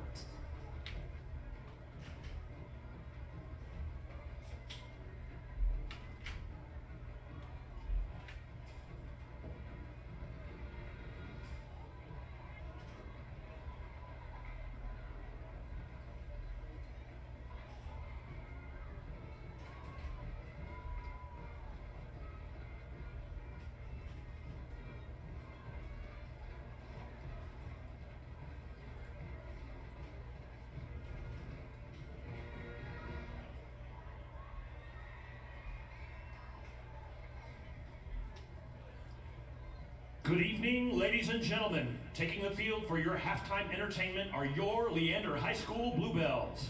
The Bluebells and Sapphires are directed by Ashley Williams and Lupe Summer. Joining the Bluebells on the field tonight are the LHS Sapphires Performance Company, the Leander Middle School Tigerettes directed by Amber Valenzuela and Rachel Clow, the Running Brushy Silver Stars directed by Jessica Harris, and the LHS Dance Team Prep Class. The Bluebells would like to give a special shout out to our Teacher of the Week, Mrs. Laird. The Bluebells are led by Captain Jessica Egglesey, First Lieutenant Claire Smith, Second Lieutenants Ella Bowman and Mackenzie Cady, Head Company Leader Sienna Johnson, and Company Leader Maddie Enriquez. Congratulations to the Bluebell of the Week, Sydney Britton. Every week, the Bluebells nominate a teammate who has shown exemplary acts of love and compassion to receive the Be Kind, Be a Bell Award. Congratulations to Natalie Campbell. The Sapphires are led by Head Company Leader Lily Belangia and Company Leaders Emerson Reich and Mimi Safakar. Congratulations to the Sapphires of the Week, Mia Lede and Reagan Gray. Along with the amazing Leander Marching Band, here are the dancers from Running Brushy Middle, Leander, and Leander High School performing to Walkin' on Sunshine.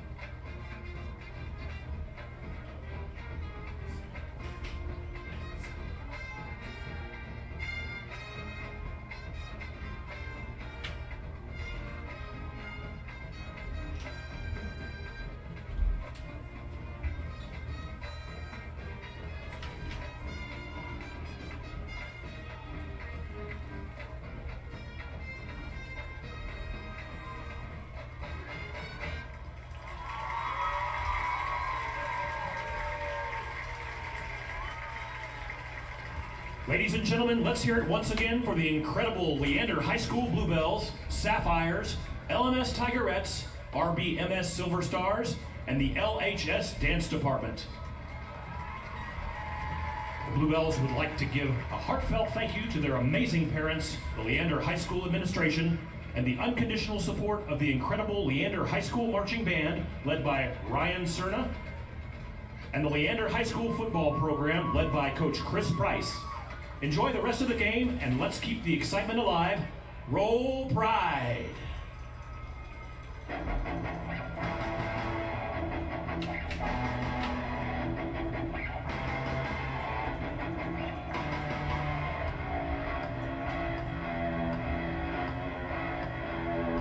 And now, ladies and gentlemen, please help me welcome to the field the Leander High School Marching Band. The Leander Band has been recognized for outstanding achievements throughout the entire country. The band is a consistent finalist at the Bands of America contests in Austin and San Antonio, the UIL 5A State Marching Contest, and the Bands of America Grand Nationals Championships. Xbox, Elijah Martin. Percussion, Leslie Uribe. Guard, Ari Clayton DeFelice. And the section of the week, the Low Reeds.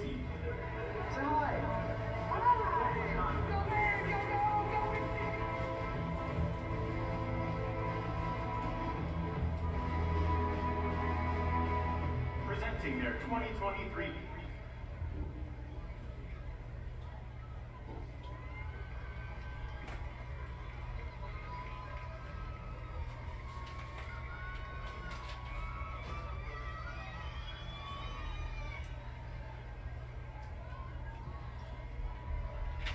Tonight, the Leander High School Band will perform movements for their 2024 field production, Shades, featuring the music of Peter Gabriel, Kataj, Copley, and Jacob Collier, under the direction of drum majors Natalie Cox, Jason Rodriguez, Kayla King, Mariah Reeves, and Kyra Vance. The Leander High School Marching Band.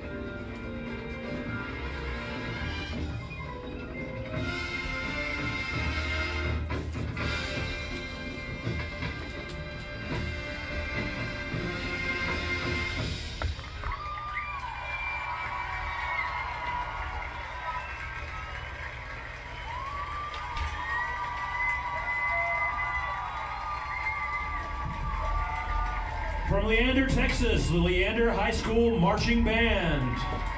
The band would like to thank their incredible band parents, amazing administration, the football team, and Coach Chris Price, as well as all of the Bluebells and their coaches, Ashley Williams and Lupe Summer.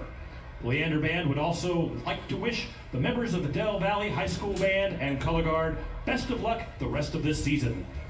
Thank you to all of our sponsors, Summit Jewelers, Adam Lowy Law Offices, SOSN Woodwork, Spectrum Services, Waste Logic LLC, Release Manual Therapy, Link Architecture, Megan Schneider Independent Cincy Contractor, and All-in-One Home Solutions. Let's hear it one more time for the Leander High School Marching Band. Welcome back. There we go. Welcome back. We've got some scores for the halftime, and we'll talk a little bit about the first half here momentarily. We're about 4 minutes away from starting that second half. Lions will be kicking off to open the half. So right Scores, now, Frank? Yeah, we got Georgetown 35 at Coppers Cove 8 halftime. Cedar Park 14, Huntsville 27 halftime. Lampasas is 42 to 6 over Chaparral. That's the Killeen School in the Lions district this year. And then we got Rouse 6 to 3 over Midway at halftime right now. That's my alma mater getting beat by Rouse. Come on, Midway. And then we had some games that were played yesterday. Belton lost to Eastview 14 to 48. And then Glenn ended up losing to Bowie 21 to 42. And Lake Belton beat Killeen 49 to 42. So in that first half of tonight's matchup between the Lions and the visiting Del Valley Cardinals, the Lions had some mistakes. They left some points on the field. They likely should be in the lead in this ball game, but find themselves down 15-14. Frank, what do you tell your players at halftime in this type of situation? We got a whole nother half to play of football. Trying to keep the penalties to a minimal and just keep running that ball because we've proven that we can run the ball. We're averaging 200 yards a game rushing right now, so we're looking pretty good. Now, the Lions have a pretty good game plan coming into this game. We saw them move the ball on the ground and in the air, but they've been very effective on the ground, and we've seen Mason Montgomery for the majority of tonight's game at that quarterback spot. They're really working that zone read action, that little read of the defensive end that goes unblocked, and have had some success. And we've really seen some excellent play from the two Lion running backs tonight, E.J. Hargrave as well as Gordon coming in relief of him. Both had pretty good drives on the ground. What do you think about the offensive line and that running game tonight? So, again, you just keep feeding those running backs. Just keep feeding them. The line is getting pressure off the line. You're seeing 3 yards before anyone's getting touched. So, I mean, these Lions are running at will right now. Well, and we talk about all of the running game and how good the offensive line has been and how good Mason Montgomery's been, and we haven't even talked about probably the most premier weapon on that Lion offense, and that's Zane Wooldridge, who had a big touchdown catch and several good plays here tonight. If you're Del Valley, how do you deal with a guy like Zane Wooldridge? Just cross your fingers and hopefully it works your way and double team them. I mean, that's all you can do. Well, you know they have some good athletes there at Del Valley. We've seen that demonstrated tonight. But even with a great athlete, with a guy like Zane, you pretty much do have to put a corner on him and potentially roll one of those safeties onto his side of the field, which probably helps out in the run game a little bit because you're looking at a 10 on 9 in a lot of those situations because there's two guys on Zane Wooldridge. And it looks like the Lions are coming back on the field. We'll change the camera to the field, and we'll be right back for the second half. Stay with us here on SHN Sports.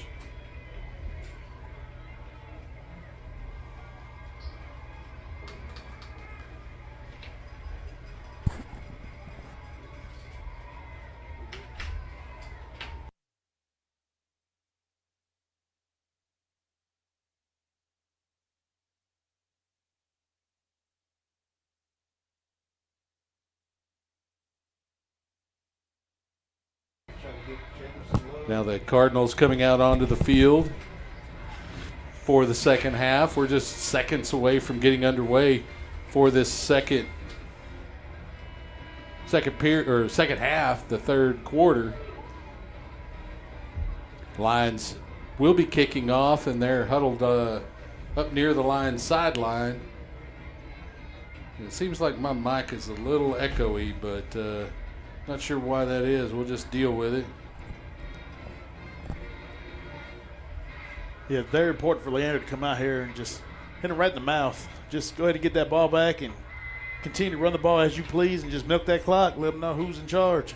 Well, and that's totally accurate and important for them to be sure that they do come out here and not give Del Valle any false confidence that they can come out here and dominate this game. So the Lions will have to do what they can to minimize the damage here on this first offensive drive for the Del Valle Cardinals. So Rodriguez will be kicking for Leander. Kicking for the Lions is Rene Rodriguez. Back deep will be Douglas for Del Valle. He's lining up around the 15. He might want to back up a few steps. Rodriguez has a pretty good leg. No wind tonight, so there's a little bit of wind now, but it's not significant. The flags tend to be just hanging a little bit.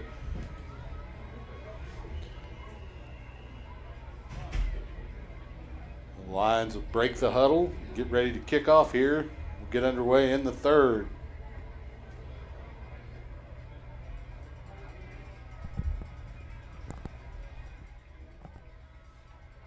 Rodriguez toe to leather, pretty deep. It's going to be fielded around the 8 by Douglas. He runs to his left to the 15. He's tripped up by number 22 for the Lions, and that's Cannon Laywell getting down and showing some good effort on that coverage team. And we saw him make a special teams tackle on the kickoff team last week as well. And you do enough on special teams, you find yourself out there on the defensive side of the ball. Laywell, one of those guys that is valuable to a team like Leander, because you need somebody who's fast and makes good open field tackles. And if he can lay the hat teams. Well. Yeah. There you go. That's his new nickname. Right, lay the hat well. Cardinals with the ball, 1st and 10. They'll hand off straight ahead to Dent, and not much there for Del Valle as the line center able to get a little bit of penetration. They're going to give him a gain of about a yard. And that was Perkins in on that tackle right there. Like I said, last game he had 7 tackles, so he's a tackle machine.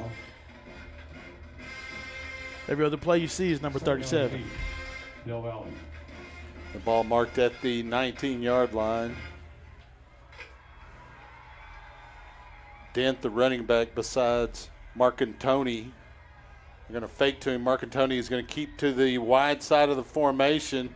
He's able to break 1 tackle, but not the 2nd or 3rd. And their Lions risking a penalty there as Marcantoni a little bit out of bounds as Bridwell brings him down. No flag, but he's able to pick up about 7 yards. It's going to make it 3rd and about 2 yards for Del Valle.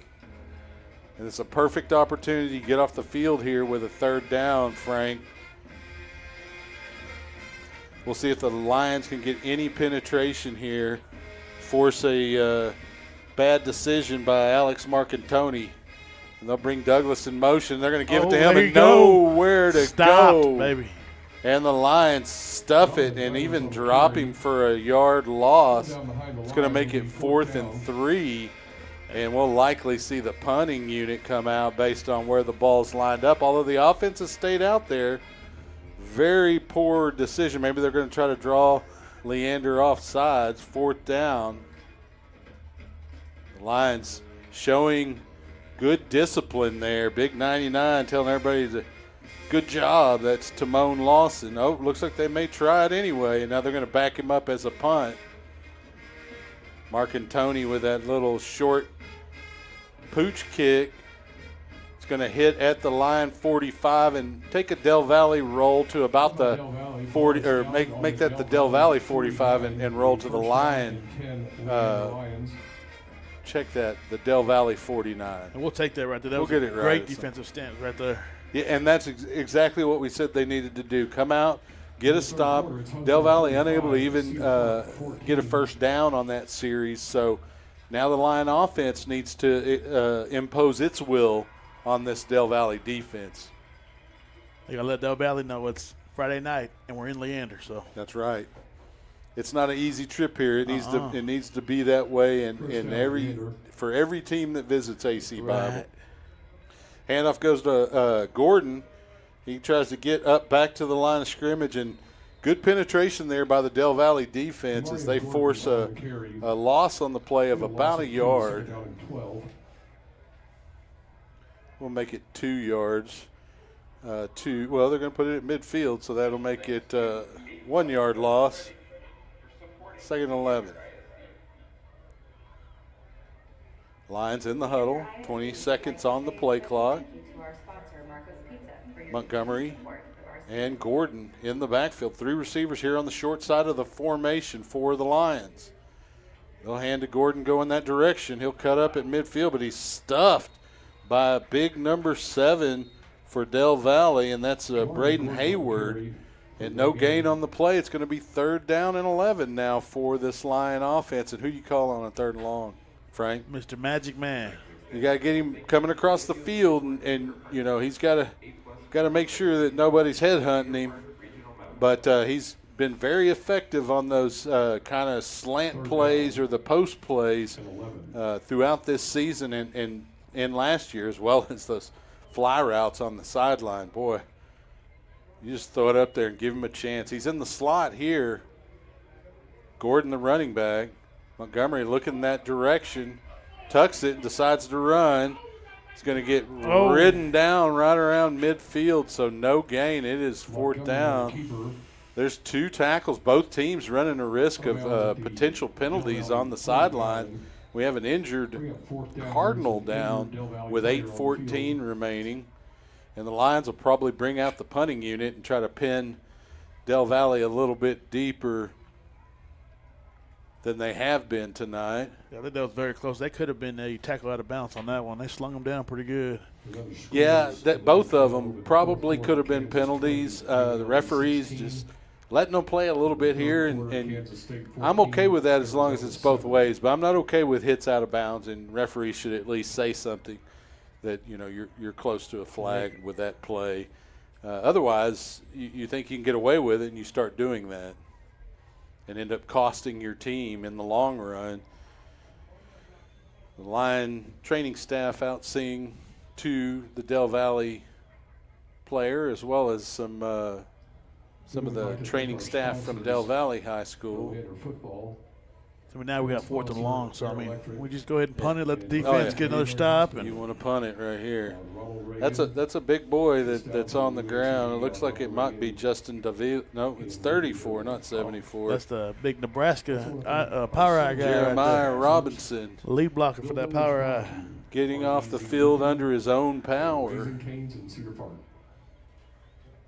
Thank you, sponsors. So we'll get back to action here momentarily as it's 4th down and 12 for the Lions. They trail by a point here with 8:14 remaining in the 3rd quarter. Lions will come from the sideline into the punt formation for Rene Rodriguez. That Jeremiah Robinson is a big guy. He's 6'1", 260. Man. So, yeah. He's almost weighs as much as me. Yeah, that's a big boy for sure. So in the punt formation will be Rodriguez. Back deep to receive will be Douglas for the Cardinals. Lions will send a guy in motion to change the formation. Rodriguez runs to his right, is able to get a nice kick. It's going to be fielded at the 20, coming laterally. We're going to have a illegal block near where the ball was fielded, and I was wrong. That's Braden Hayward on the return, but the flag right where he fielded it, around the 20. So we'll see what the call is. More than likely, that's a penalty flag against the Del Valle Cardinals, which will put them a little further back, especially if it's a hold or a block at the back. You're looking at a 10-yard penalty from the 21. It'll put the ball around the 11. And it was a block in the back. That'll move it down to the 11-yard line, 1st and 10 for the Del Valle Cardinals. Lions out on the field in formation defensively. Penalty, it'll be first down Del Valle from their own. Cardinals will come from the sideline into formation. Marcantoni, the quarterback, with Dent on his left side. Twin receivers on either side of the formation for the Cardinals. Lions need to get some pressure on Marcantoni here and slow Dent down, get the ball back. There's the snap, a fake. Pass complete in the flat for a gain of about 5 yards. Left side. Make it 6 yards. Marcantoni, the quarterback for Del Valle, the second down. Oh, they're going to give him 9 yards. I did not see that. So it's 2nd down and 1 for Del Valle. About 1 yard to go. Ball at the 20-yard line for Marcantoni.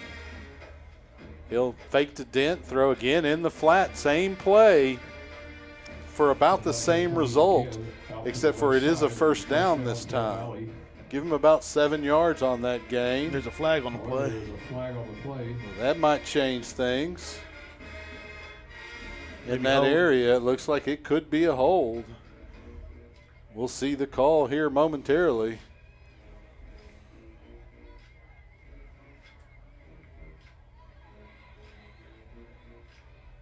Long wait for the call as they discuss it amongst themselves.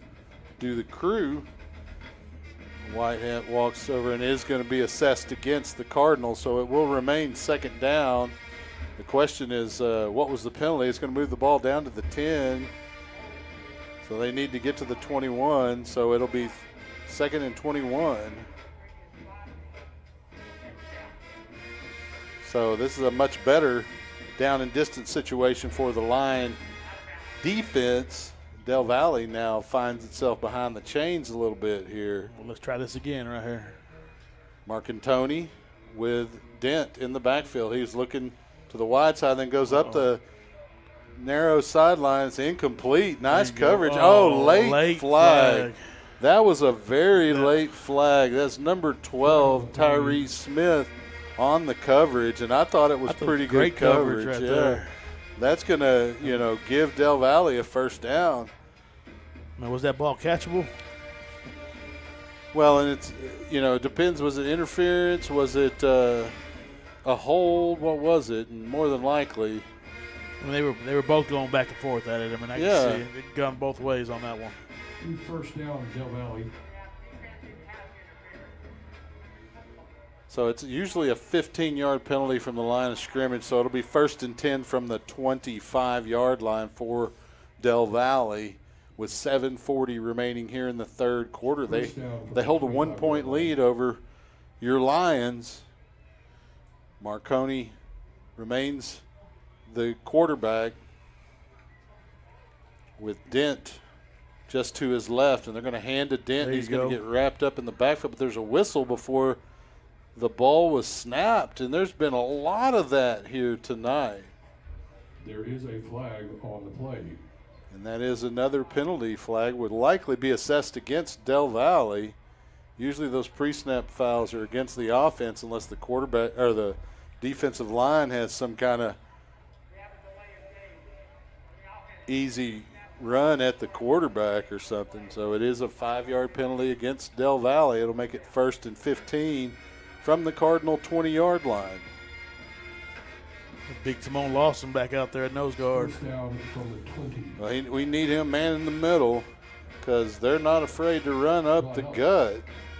The Lions have done a pretty good job against the run here tonight. A few big plays by Del Valle, but for the most part contained by that Lion defense.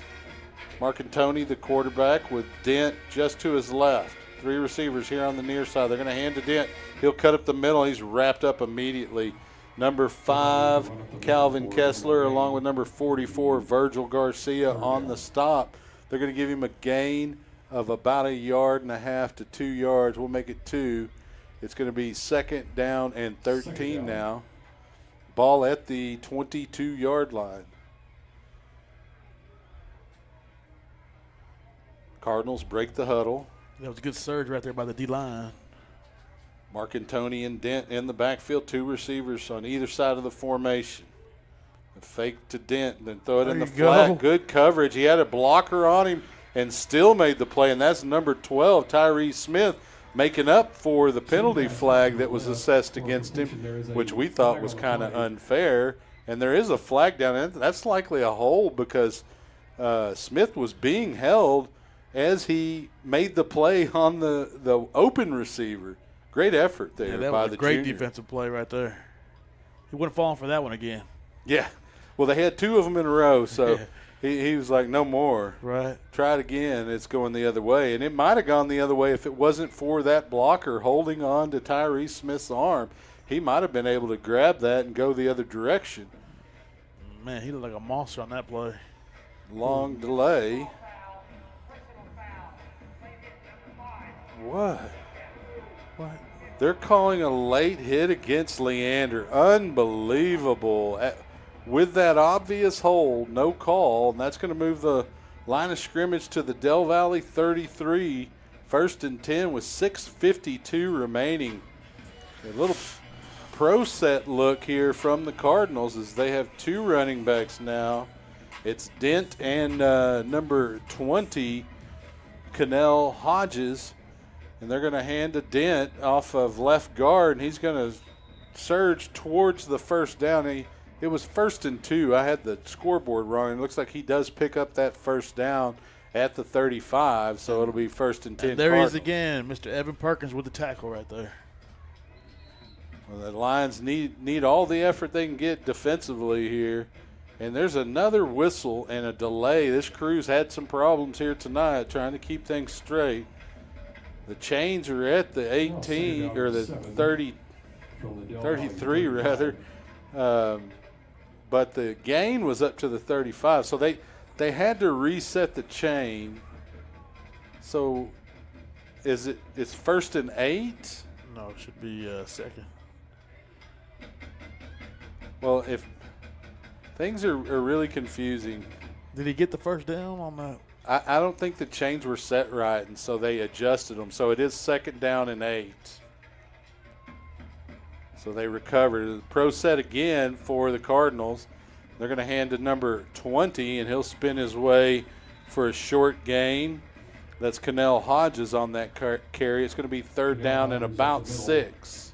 There's Mr. Evan Perkins again with the tackle right there. We need him. Yeah. Every That's one a of great them. solo tackle right there. That's a big boy that he swung down. Yeah. So it is 3rd down now and 6 yards for the Cardinals. As the Lions look to get off the field for the second series here in the second half. Let's see if they try that short pass again. They're still in that pro set with Hodges and Dent bracketing Marcantoni, and they're going to hand to Dent. He's going to slide his way up past the 40, short of the first down to the 42, and you have a decision here if you're Del Valle. You got a 4th and 1. What do you do on your side of the field? Do you punt it or you go for it here? It's only a yard, and you've been moving it. I might be inclined to go for it. It looks like they're going to keep the offense out on the field at least to see if they can get Leander to jump. It's 4th and short. Can the line defense get off the field once again on a 3rd and short or 4th and short situation? They've done it a few times tonight. We'll see if they can get some penetration here and blow up what Del Valle has in store. It is a pro set. Now they're going to line up under center, and it's a quarterback sneak, and he doesn't get it. No way. He doesn't get it, and the Lions should have the ball based That's on a turnover right there. And what a great surge by the defensive line. Should be Leander Ball at the Del Valle 42-yard line, and the defensive coordinator, Daniel Lopez, is hollering for his defense to get off the field. Don't give them any opportunity to think that it wasn't. Right. Don't even look his way. Wasn't short, because it certainly was. And they're looking right now, and there's Del Valle's offense has not left the field. First down, And they are giving it to Leander at the 42-yard line. Long look at the down marker, but we saw the signal from the white hat and the Del Valle defense out on the field. Now here comes your Lion offense. Yeah, number 74, Mac Schwepler, on that. But he just stood that center straight up and didn't give that quarterback a chance to go nowhere. He said, Love not it. today. Love it. Not tonight. Hargrave, the running back, beside Montgomery, had 3 receivers here on the wide side of the formation. A single receiver at the top. 4:42 left in the third. There's the snap, the handoff. There you go. It's going to be Montgomery on the keeper as he fakes the handoff. He's able to run outside and get past the 40 to the 39 before he's dragged out of bounds by number 7, Braden Hayward. So they're going to give him a gain of about 3 yards. It'll be 2nd and 7.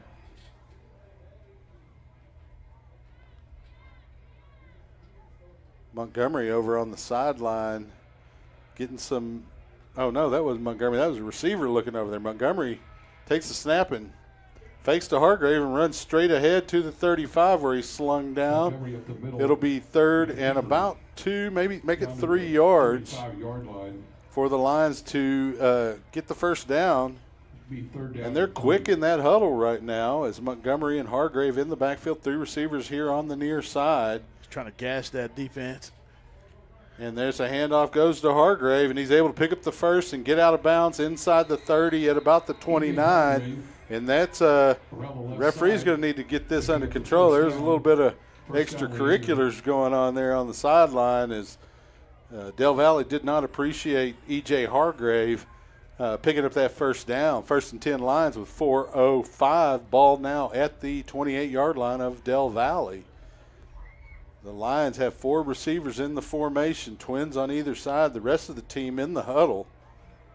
Hargrave to the left of Montgomery as they break the huddle. There's a snap. They're going to hand to Hargrave. He's at the 25. He gets hit there, and he's able to lunge forward to about the 23. So it'll be 2nd down and 5 for the Lions. And coming into the game now for Leander is going to be number 19, Case Schneider. He's listed as a quarterback, so he's getting some opportunity in another position at one of those slot receivers. He's part of the trips there on the near side of the field. Hargrave, the running back, next to Montgomery. They're going to fake to him. Montgomery's going to keep it to the left, up over the 20, near the 15. He picks up a first down. The Lions just continuing to grind here, and they eating clock as well. It's almost a Tim Tebow kind of style of running that you see from Mason Montgomery, except for he's faster. Yeah, that offensive line is getting a great surge. I mean, they're just not allowing that defensive line to get towards the quarterback. So, I mean, Montgomery looks great out there. He's running like Trevor Lawrence. Yeah, he's in control, man. Right.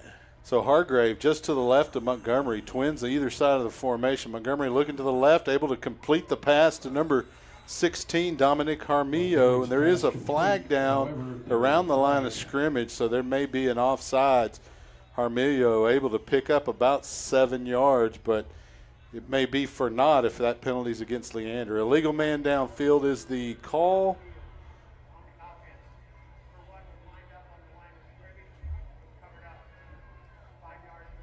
Well, isn't that an illegal formation, not an illegal man downfield? If you're covered, I mean – it's the beginning of the season. They're getting ironed out. So they're going to step off 5 yards to the 21, which will be the new line of scrimmage, and it'll be 1st and 15 for the Lions.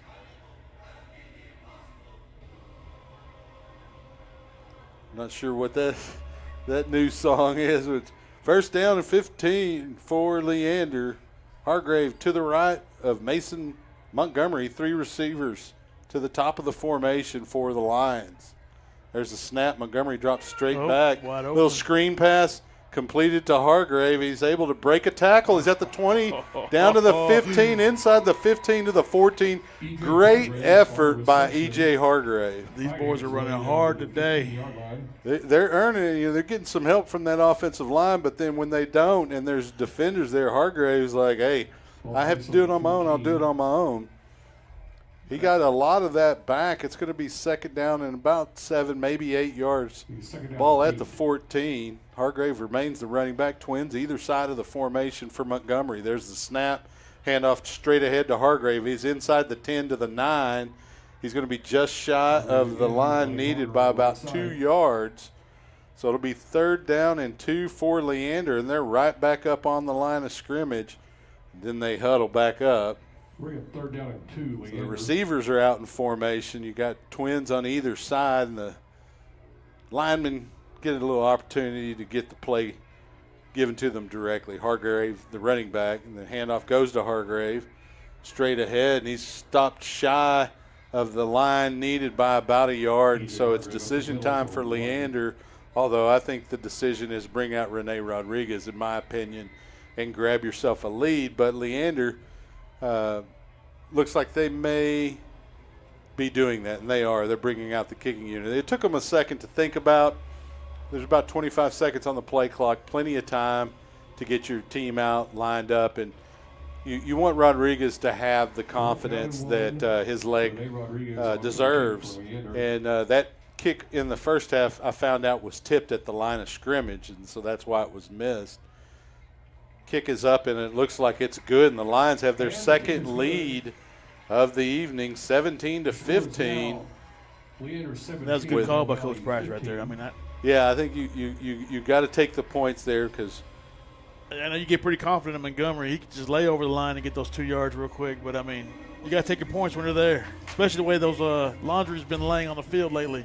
Well, and that's just it. You give yourself an opportunity to get you go for it, and maybe you execute, but then maybe there's a penalty, and then suddenly you're a little bit further back, and that field goal's not as easy. Maybe it gets blocked because you kick it a little lower, and then it's closer to the lineman on the defensive side, and they get a hand on it. And then you're still in the same situation. You're still down a point. Here you are, you're up by 2 now, with 1:14 remaining here in the third quarter. Hey, and like Coach Broussard used to say back in the day, if they don't score, we win. That's right. That's right, because all you need is one score if you can keep them scoreless. And shutouts are a premium, especially in high school football these days. Very rare do you see a shutout. And we saw Pflugerville, they didn't shut us out, but they turned around and shut Hayes out the next week, 54-0. So that team will be someone to contend with if they can stay healthy. I bet the Crickets were chirping at that game. Yeah. Rodriguez to kick back deep is Douglas for Del Valle. Kick is up. It's going to be a short one, fielded by Douglas around the 8. He's going to carry it up 15, 20, and then he's converged on by a couple of line defenders, and it'll be 1st and 10 for Del Valle, right around the looks like around the 25. That was Liam Walters with the tackle. They're going to put the ball at the 27-yard line. So the Lions can go into this fourth quarter with a lead here if they can get a stop in the next minute and 8 seconds. But you want to see them get off the field and get some more points here. 2 points is not a comfortable lead by any stretch. You'll take a win by any amount, but you want to get a little bit of ease. They've got a reverse, and the Lions sniffed it out this time. Nowhere to go for Douglas as they faked a dent going towards the Del Valle sideline and bring Douglas back the other way. And the Lions were having none of it. They had a big play on that big gain on that same play in the first half, not so much here. Yeah, they look good on paper, just not against this D-line right now. These guys are playing well. Yeah. Linebackers flying to the football as well in that secondary. Not having to deal with a lot of passes, but they're having to provide that run support. 2nd down and 14 now for the Cardinals. The line of scrimmage at the 23 for Marcantoni. Low snap is able to get the ball to Dent, and he gets close to the original line of scrimmage before he's stacked up. That ball was almost on the ground. It looked like it caught me, yeah. No, that ball looked like it was about to come out right there. That low snap, there's a flag on the play. That makes it hard when there's a low snap to get the handoff in place, and they were Marcantoni was able to do that, but the line defense able to converge and minimize that gain by Dent.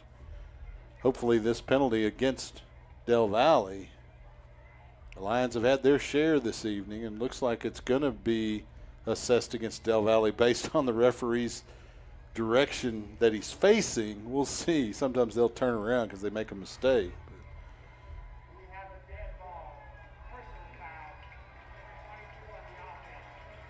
So not happy with getting stuffed is Dent, and he gets assessed a 15-yard penalty. They put a little dent in the offensive play right there.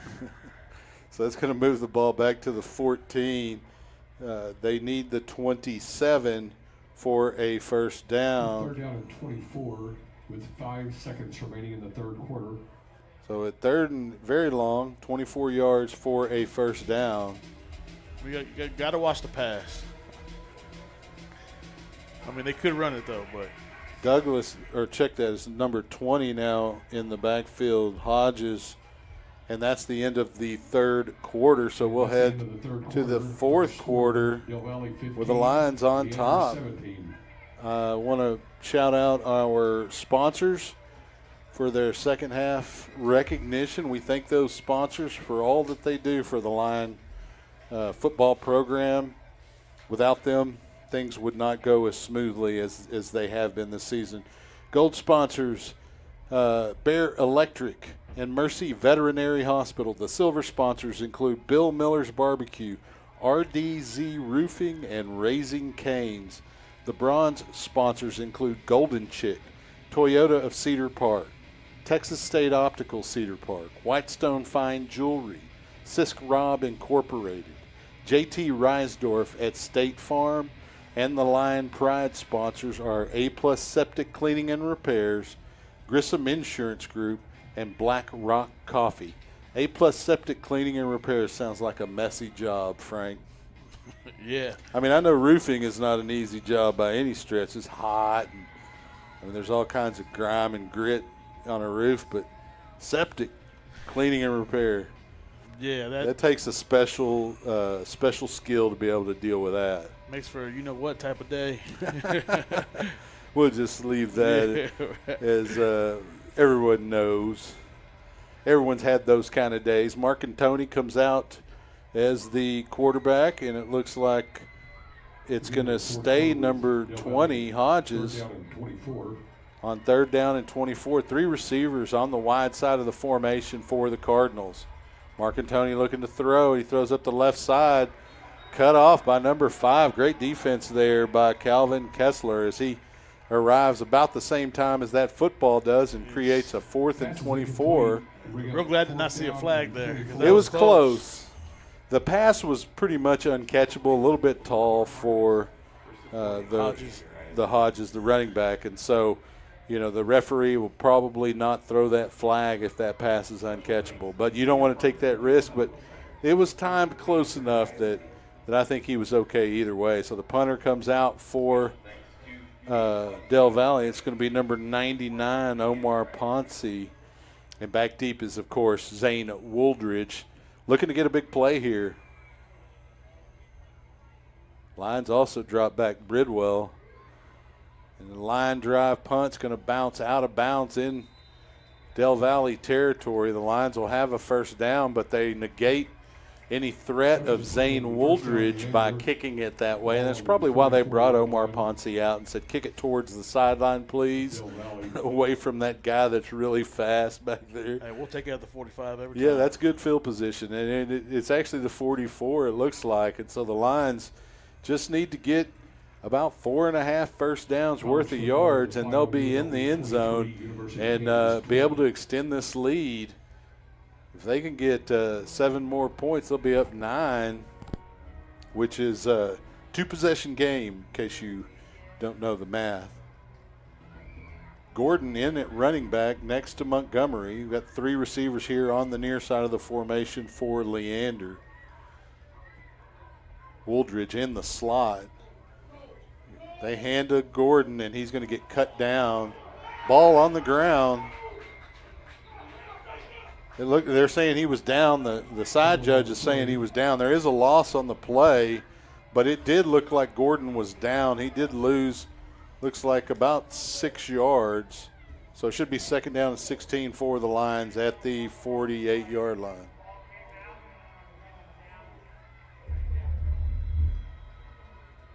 So Del Valle, even though their defense ran off the field, now's the time to attack them because they haven't had time to call a play or anything. Second down and 13. Lions break the huddle, and Del Valle running from the sideline. Twins on the top side of the formation with an H-back. Gordon, the running back, next to Montgomery. They hand to Gordon coming to the right side. He carries up to the 40, inside the 40 to the 38, and he's stacked up there. So a nice gain after almost a lost fumble. And you like that they get him back out there, give him the football, and let him get that confidence back and shorten that memory, Frank. Yeah, we were real fortunate to get that one back. That was good. I'm glad it didn't go that way. Yeah, it's third down and 6. It was he kind of came down awkwardly, but it did look like the ground was the reason that fumble occurred. So it looks like Hargrave is back in the game to the right of Montgomery. 3 receivers at the top side of the formation for the Lions. And it's a fake for Montgomery, and he'll pick up the first down inside the 35 to the 34. Montgomery on the keeper. And just like that, the Lions continue to grind.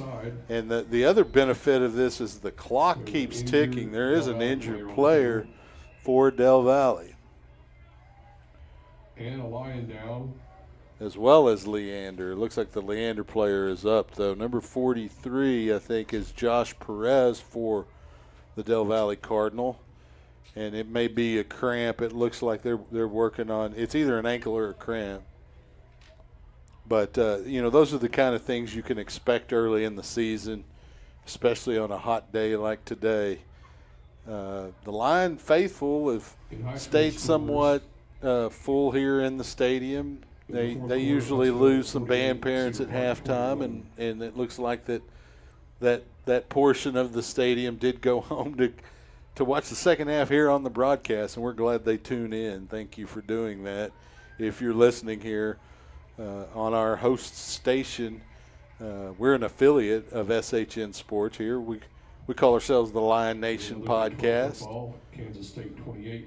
We had a podcast scheduled for earlier this week and had to reschedule due to just an abundance of caution because there were a couple of guys with the sniffles, and you don't want to get a whole team in a room together that's kind of tight and allow those kinds of bugs to spread around. And so they want to get down with the sickness. Right, exactly.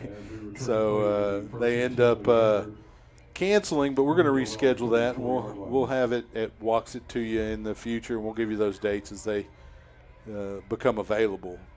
Hargrave, the running back, to the left side of Mason Montgomery. 3 receivers here on the sideline on the formation. They're going to hand to Hargrave. He's just trying to turn it up, and he nowhere to go as Del Valle able to string that out.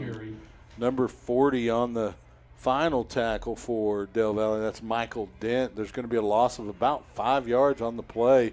That's one of the problems when you try to force it to the sideline.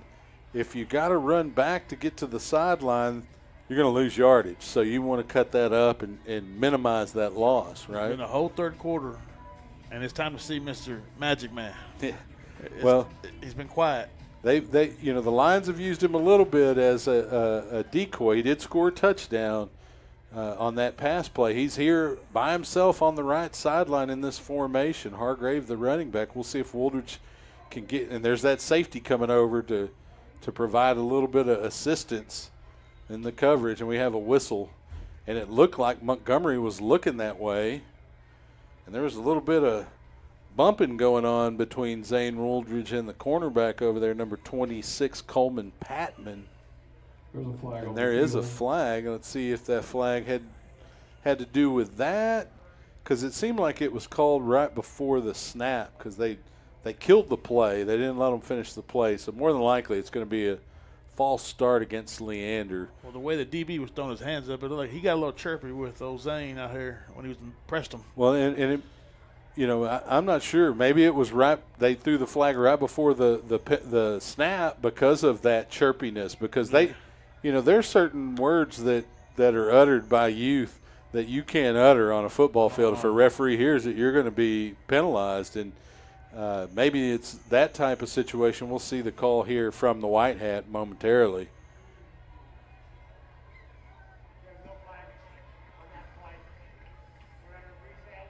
So they decide to pick the flag up instead of assessing it against the Del Valle Cardinals, which, you know, here at AC Bible you kind of have to go, what? But it is what it is. It's still second down, 15 yards for the first down. The Lions need to get just inside the 25 for a first down. They got a couple of plays, maybe 3 if they decide to go for it on 4th to get that yardage. Hargrave, the running back. Or is he? That's the Arkansas boy. Is that Gordon? Yeah, it is Gordon. Gordon and Montgomery in the backfield. Jaramillo on the far sideline. The other receiver on that side is Malachi Ramos. On the near side of the formation is Garrett Pites and Zane Wooldridge. Wooldridge talking to the coaching staff. There's a delay for some reason. Oh, there's an explanation being given to the Lion coaching staff because, you know, when you pick up a penalty flag, you threw it for a reason, right? And Coach Price is not one to not get an explanation. He's going to ask you, okay, you threw the flag for a reason. What was the reason? And then what is the reason that you picked it up? So obviously somebody overturned it after it was assessed, and I guess that's good enough. Wooldridge on the near side of the formation here alone. It's second down and 15. Just a couple of defensive backs now. Hargrave, the running back to the right of Montgomery, or that was Gordon rather. Pass complete to big boy Garrett Pites, and he's able to absorb a hit and get a decent gain up to about the 33-yard line. First down. So it's going to make it 3rd and about 8 yards to gain the first down for Leander. As I said, they got to get just inside the 25. The ball marked at the 33-yard line at the moment. Gordon, the running back, just to the left of Mason Montgomery. He has trips on that side of the formation as well. Look in that direction. Pass short. He had Wooldridge coming across on a mid-level slant play and just left it short. Got a little bit too excited. It's going to be 4th down now. Missed opportunity for Leander. You got to kind of go for it here. It's in no man's land. I mean, you could pooch punt it. That is an option. But in my opinion, you go for it here. Your defense has been playing pretty well. Long huddle. Play clock down to about 10 seconds. Gordon, the running back, next to Montgomery. Montgomery drops back. He's got some pressure. They hit the screen to Gordon. He's able to cut back in, spins his way near the 30, and he's not going to get much further than that. And so the ball will go back to Del Valle on downs.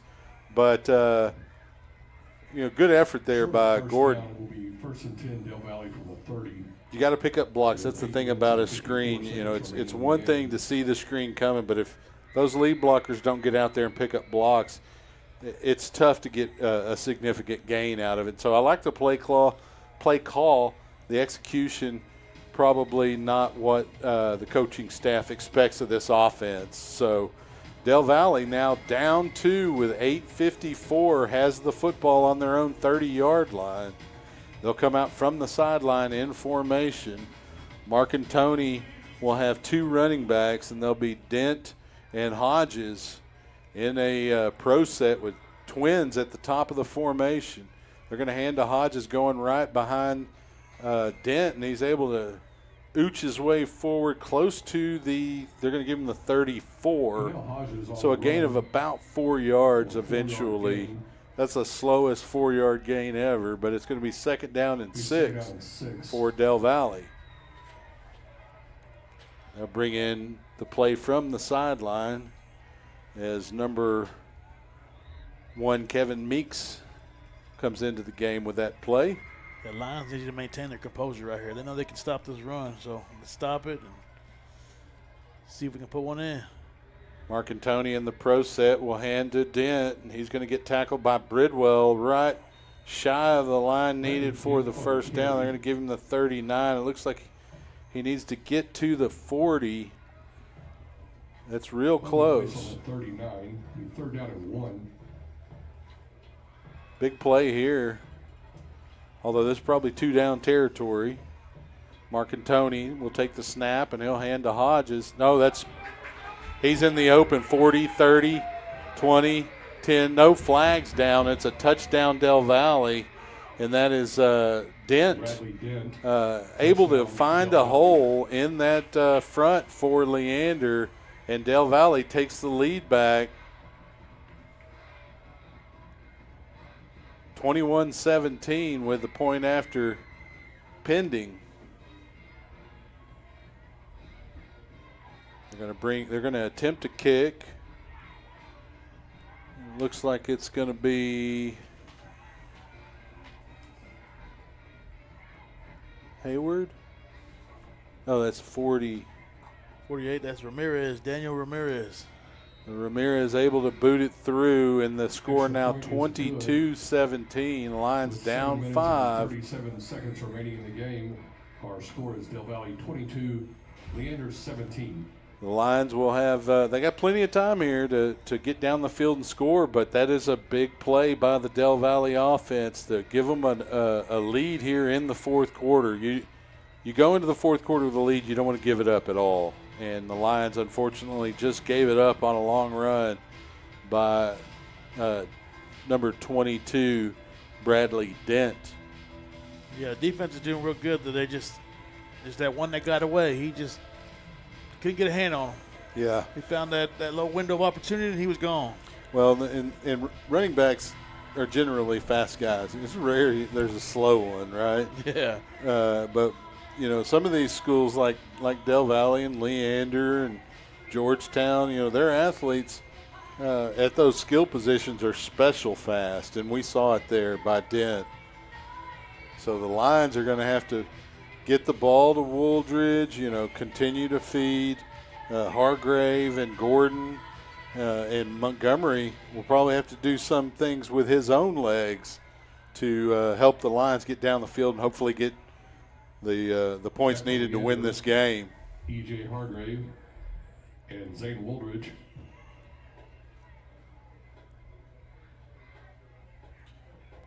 Kickoff in the air. It's going to bounce, and it's going to be fielded around the 9 by Wooldridge, and he spins at the 20. Man, he's got moves. Still on his feet up to the 24-yard line. Elusive. And he did so many spins there, I got dizzy. Yeah. I don't see any penalty flags down, so it'll be 1st and 10. Lions will have it.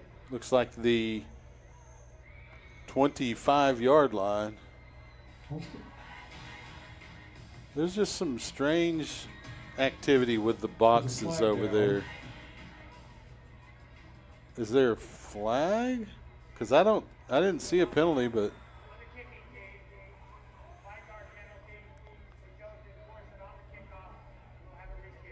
so they're going to have to re-kick, which is beneficial for Leander because Del Valle just had to sprint down the field, and so they're going to make them kick it again.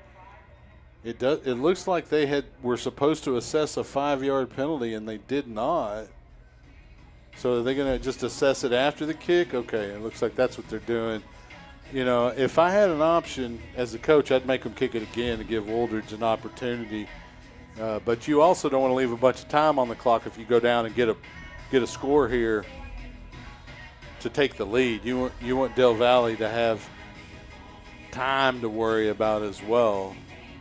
Both teams have all 3 timeouts at the moment. The Lions will break the huddle on the sideline and come out in formation. Gordon is the running back. It's going to be to the left of Mason Montgomery. Now it's going to be an empty set. 5 receivers for Montgomery. Gordon, one of those receivers in the slot. They're going to bring him in motion. They're going to fake to him on the jet sweep. Montgomery goes straight ahead, 35-40. Spin his way to the 41, and a first down for Leander. And that's a good way to start this drive. You pick up a first, clock moving, 7:15. It stops momentarily to set the chains. It's moving again. And the Lions in the huddle. And plays like this is how we open up for the Magic Man to perform. That's right. You got to get them worried about everybody else and then hit Wooldridge. Pass complete in the flat to number 28, Malachi Ramos. Coming in to make a quick hit and stop is Coleman Patman. Gain of 4 on the play. He's going to bring up 2nd and 6. Second down and 6 from the 45.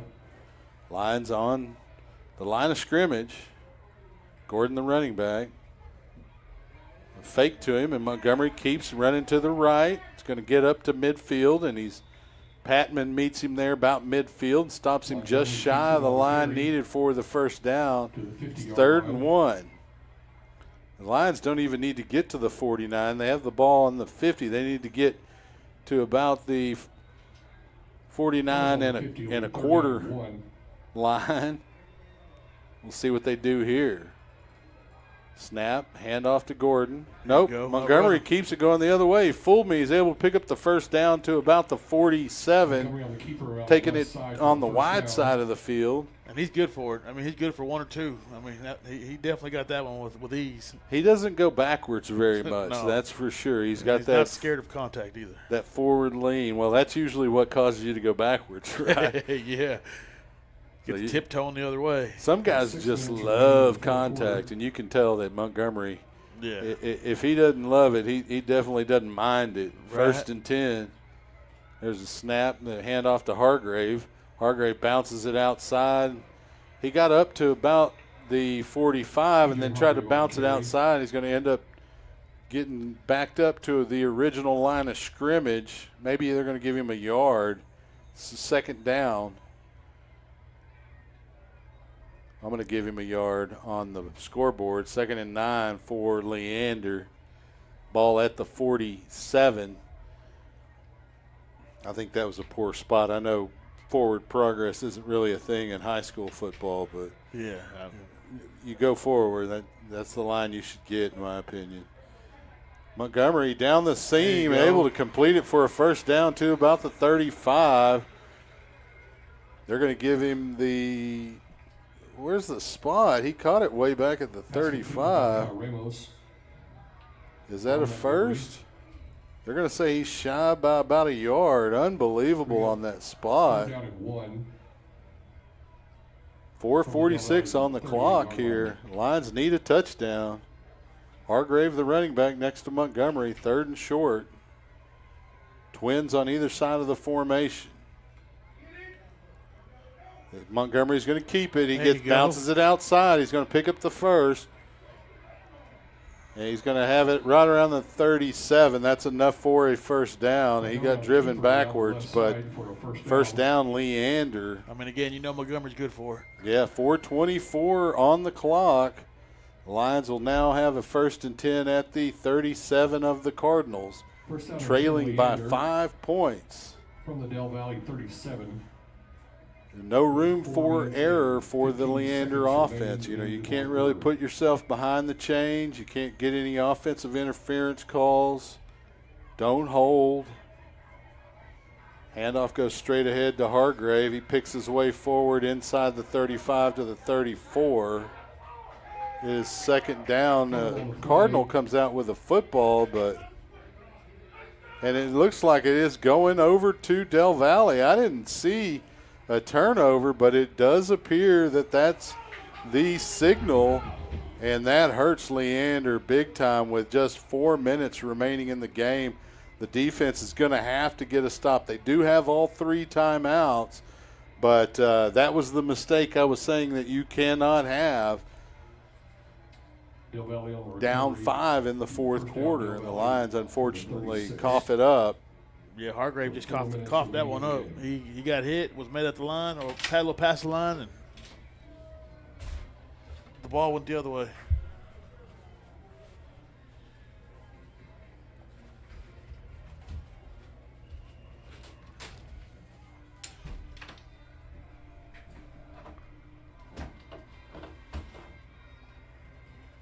Sorry, we lost Handoff the up the camera. field, no gain. We'll get you some action real quick. We Carried by Cadell Hodges. lost a battery.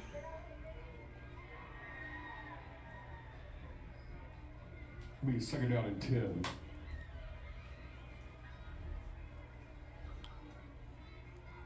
It's second down and 10 for Leander.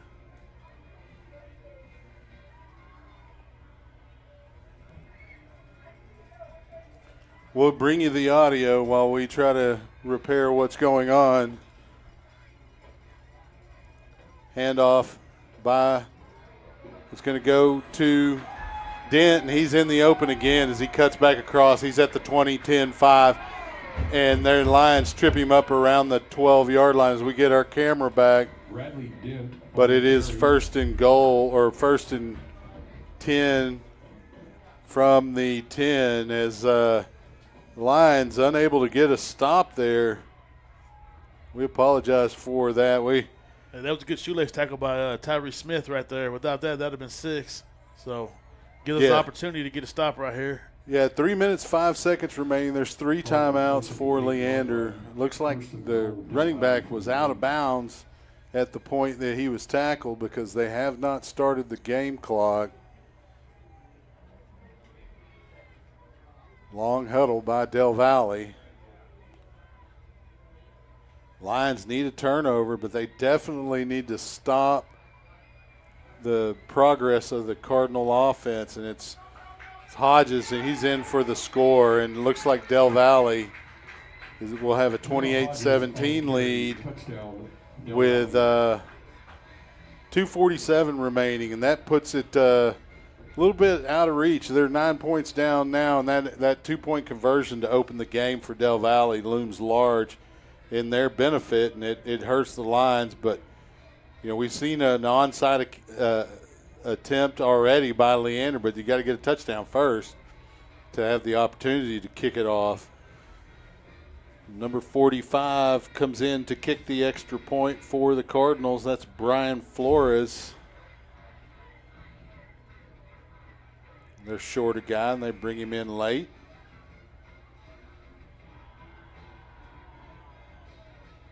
And they barely get the extra point off. And it is good.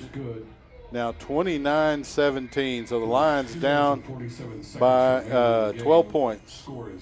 And it's a very difficult order, but 2 minutes, 47 seconds is enough time. But, man, you have very little room for error. If there's any time to see the Magic Man, now is the time. So. Yeah, basically in this situation, ideally you get a return, significant return, either close to a scoring situation or take it, all the way. And you can do that, then you give yourself an opportunity to kick an onside. And if you can somehow get that as well, then you got a shot. Otherwise, it's just the mistakes really cost the Leander tonight, and that'll give them something to go back to, look at on film, and try to correct as they have a tough game next time out. They have 2 weeks to prepare, but they've got to take on the Georgetown Eagles at Birkelbach on their homecoming, and that's never – playing Georgetown is never easy, but doing so at Birkelbach is especially difficult. That is Hargrave on the return. He'll get it up to the 30-yard line where it'll be Leander football. E.J. Hargrave on the return. First and 10. There's a late flag. Hopefully that's on Del Valle. We'll see. If it's on Leander, you can just chalk it up to frustration because Del Valle is not the better team here tonight, but they're going to be the team that comes out with a win. And ultimately, when you play head-to-head, if you win, you're the better team, right? So, but looking at this, the Lions really shot themselves in the foot a couple of times. And, Del Valle had a really lucky play, to open their scoring. But it is what it is. It's an athletic play, and you have athletes for a reason, right? And that's what it was. It wasn't like they were going down the field and milking the clock and having their way with us. It was just plays, blown plays, long touchdown runs. They often say in broadcasting, it's not always the X's and O's. Sometimes it's the Jimmies and Joes. Yeah. So tonight the plays made by those Jimmies and Joes on Del Valle a little bit more often, especially here in the fourth quarter, than by Leander. And ultimately, give Del Valle credit. They were able to stay close, and they got a couple of big plays on the ground that got them the points they need to walk out of AC Bible with a win. Montgomery with a new running back, it looks like. That's I didn't see his number. It may be Hargrave. That's Hargrave. Pass a little bit short towards the ground, intended for number 28. And that's what we're not used to seeing right Ramos. there. Montgomery, last week was 5 for 5, with 102 yards. Just a lot of underthrown balls this game. But, that's a footwork issue that a quarterback will, as they get more and more time, they get more and more comfortable, because ultimately, if you don't have the mechanics down, your passes are not going to be accurate. You have to set your feet. You have to take the appropriate number of steps. You have to follow through on your throws. You got to have the right release point. There's a lot to know. Montgomery throws it down the seam. It's complete to Wooldridge. He'll step out of bounds at the 35. It'll be a first down, Leander. Clock will stop at 2:26. Got a little bit of breathing room right there. Yeah, there's still time on the clock, but the Lions need a huge play at some point here in the next minute to give themselves an opportunity to attempt an onside, and there'll be a timeout called by the Del Valle Cardinals. Did you get any updates on those other scores? No, I did not. That's all right. If you get them, then we'll read them. But this is the point in the season where you want to win every game, obviously. But if you lose these pre-district games and it motivates and gives you something to build on for district, then you're satisfied. Georgetown still leads Copper's Cove 44-8. Whew. That Georgetown team is looming large for this Leander team. Georgetown going to be probably 4-0 as they roll into their homecoming, and the Lions pay a visit to Birkelbach. Done a ton of games at that stadium, one of the bigger ones in the area. And AC Bible's pretty big, but Birkelbach's a little bit bigger. Yeah. Cedar Park falls to Huntsville 48-28. Oh, I thought they were playing Harker Heights. I guess Huntsville. Huh? So the Lions come out in formation from the sideline, 2:26 remaining, trailing by 12. Gordon, the running back. Montgomery, the quarterback. We have three receivers top of the formation with Pites and Wooldridge in those trips at the top of the formation. Kind of a pistol look. Fake to Montgomery, tucks it and keeps it 35-40. 45, he'll step out of bounds. First down, Leander. Stop the clock with 2:16. We'll have a late penalty, which is more than likely a hit out of bounds, which will add to the gain for Leander. We'll see what the call is. I suppose it could be someone on the sideline did something. We'll see here.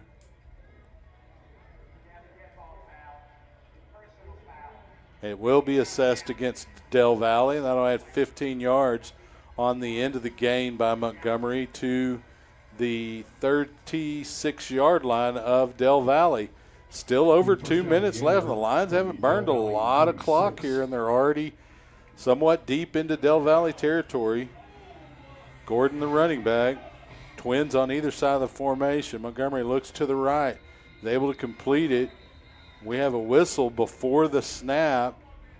So that pass does not count to Malachi Ramos, and that's probably good because he was on the ground when he caught it.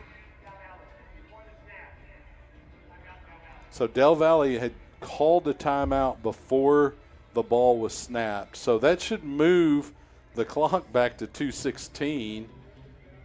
Right now it's at 2:13.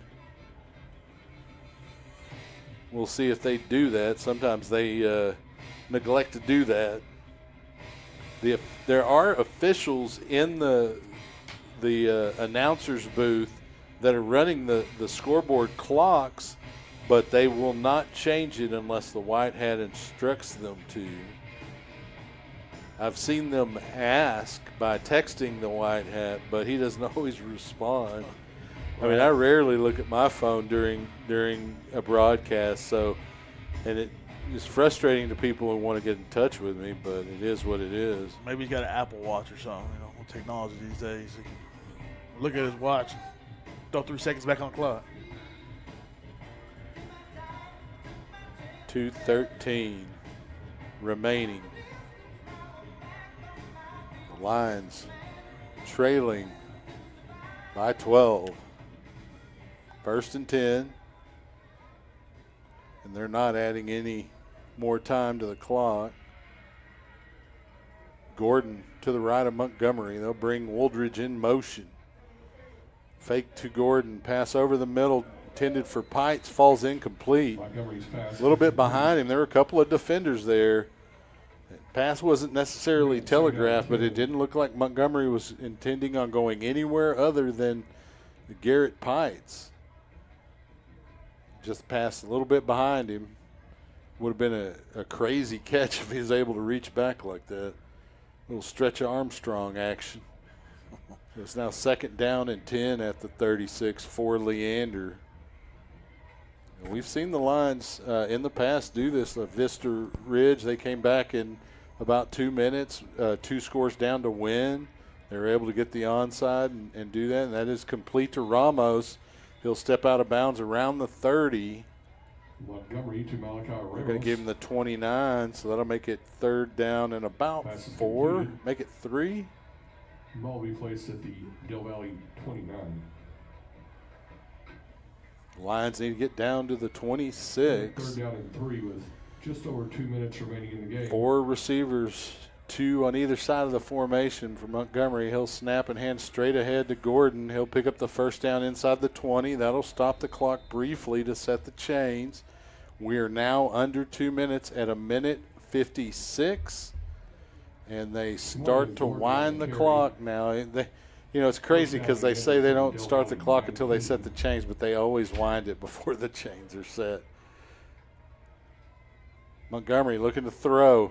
He's got a receiver in the lane. Almost caught. A defender was able to get up and get a hand between the ball and Zane Wooldridge's face, and it ended up almost being caught by Wooldridge anyway, but it falls incomplete, 2nd down. Yeah, that kid just needs an opportunity. So that was close. And that was he had 2 defenders on him, but he also had about 3 yards on those 2 defenders. But great effort to sky up in the air by the safety for that was a good Del ball Valle. too. Yeah, it was. Dropping it in a bucket, kind of. Montgomery rolls to his left, throws it in the flat complete to Pites, and he's hammered. He falls inbounds at the 16-yard line, so just a minimal gain. It's going to be 3rd and about 7. Clock moving at 1:24. The Lions may need to use one of those timeouts. And they finally do with 1:07, make it 1:16. They probably wasted about 10 seconds there. I mean, you got to pretty much know if we don't get the first, we're going to call a timeout. But it's easy for me to say up here in the heat of the moment. So during the timeout, especially when you run up to that, I mean, it's going to be the 3rd and 7. Yeah. So you run up there, you better come correct, right? I mean. Yep.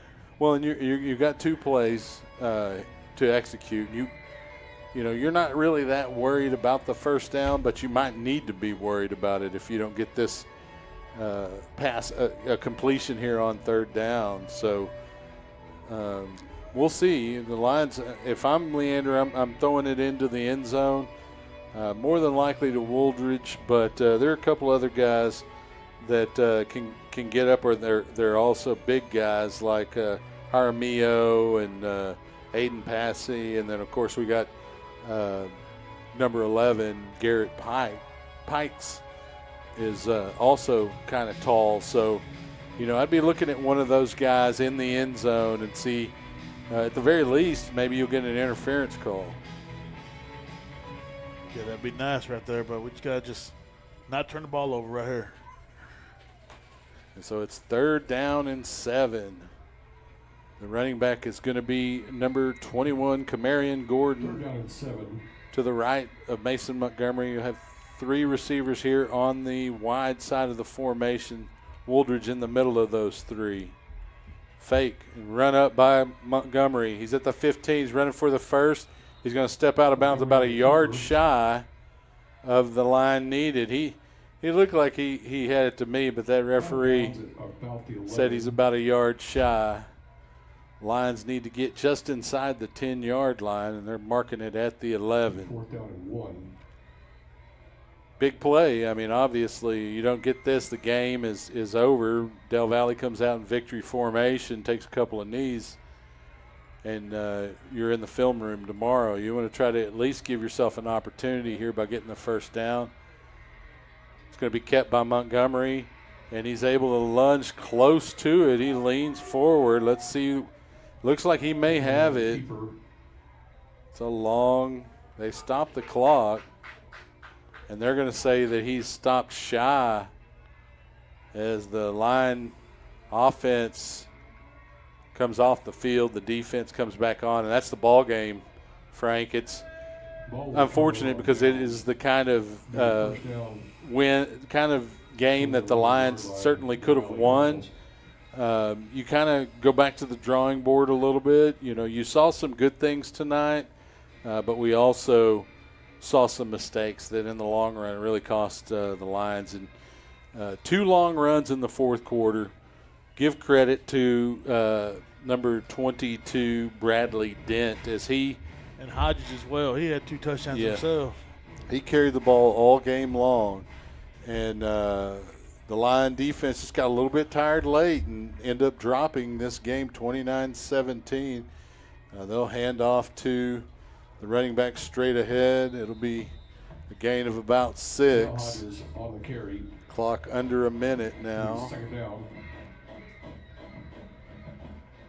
It looks like we stopped the clock for some reason. Somebody called a timeout. I guess the Lions will call timeout. The ball marked at the 16-yard line.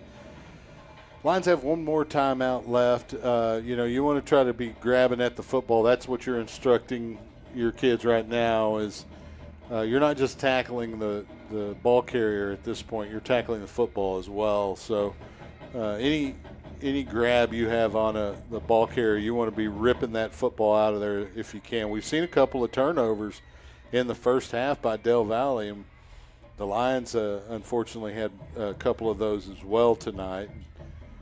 You're back to the drawing board. I think this is a team the Lions probably should have beaten, but I also think it's something you can build on because this is not a slouch team. I mean, they're pretty good. They got some really good athletes. But we just got to tackle the guy with the ball. It looks like it's going to be a false start, Flag on the play. which will make it 2nd and 9 for Del Valle. Because even against Pflugerville, we were able to make stops. It's just those blown plays for long yards. Yeah, it's not that dissimilar from the Pflugerville game ultimately, other than the Pflugerville offense was able to put up more points. Yeah, they had a lot more receivers. But, yeah. I mean, well, and they had a couple of good running backs as well. So. Yeah. Ball's on the ground. That's what the Lions were looking for, and the running back able to scoop it up and pick up a couple of yards. But that was the big opportunity, and Lions unable to get any penetration to get the ball as it's set on the ground. So it'll be third down and about 9. And the Lions will use their last timeout with 44 seconds. 44 seconds remaining in the game. So they're going to force Del Valle into running 2 more offensive plays. I guess it depends on what happens on this play. It's real close to being not enough time on the clock to get another opportunity. We'll see if Del Valle will put the ball on the ground once again, because they just did it, but the Lions just didn't get to it. I like the we're not giving up. There's still time on the clock. We're still fighting attitude that we're seeing from the team here, but ultimately you just got to shore up the mistakes. If the Lions minimize those mistakes, they come out of this probably winning going away by at least 10 points, if not more. Victory formation for Del Valle as they take a knee is now 4th down.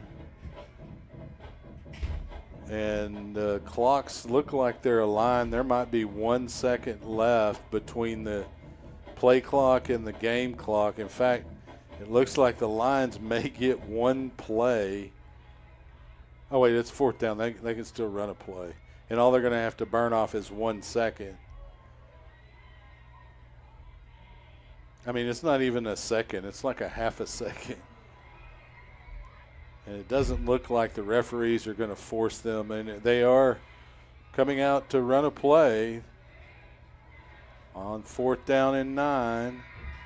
And clock runs out. Is that the game? That's it. And so it will be the game. It looked like to me that there might have been a half a second there, but ultimately you can't score 12 points in one play. So that is the game. And be sure and tune in. Follow the podcast on X, formerly known as Twitter, at Lion Nation Cast, LionNationCast. We won't have a post-game show here because I'm a little irritated, so I'll just leave it like that. But we will, if you follow that account, you can get updates on when the next Lion Nation podcast will be and other information. So make sure you follow. Frank, what are your thoughts here as we close out tonight's broadcast? We saw a lot of good things today. We can move the ball. Montgomery does well. But as a unit, we just need to play some good defense. We just need to just stop these long runs, these long plays.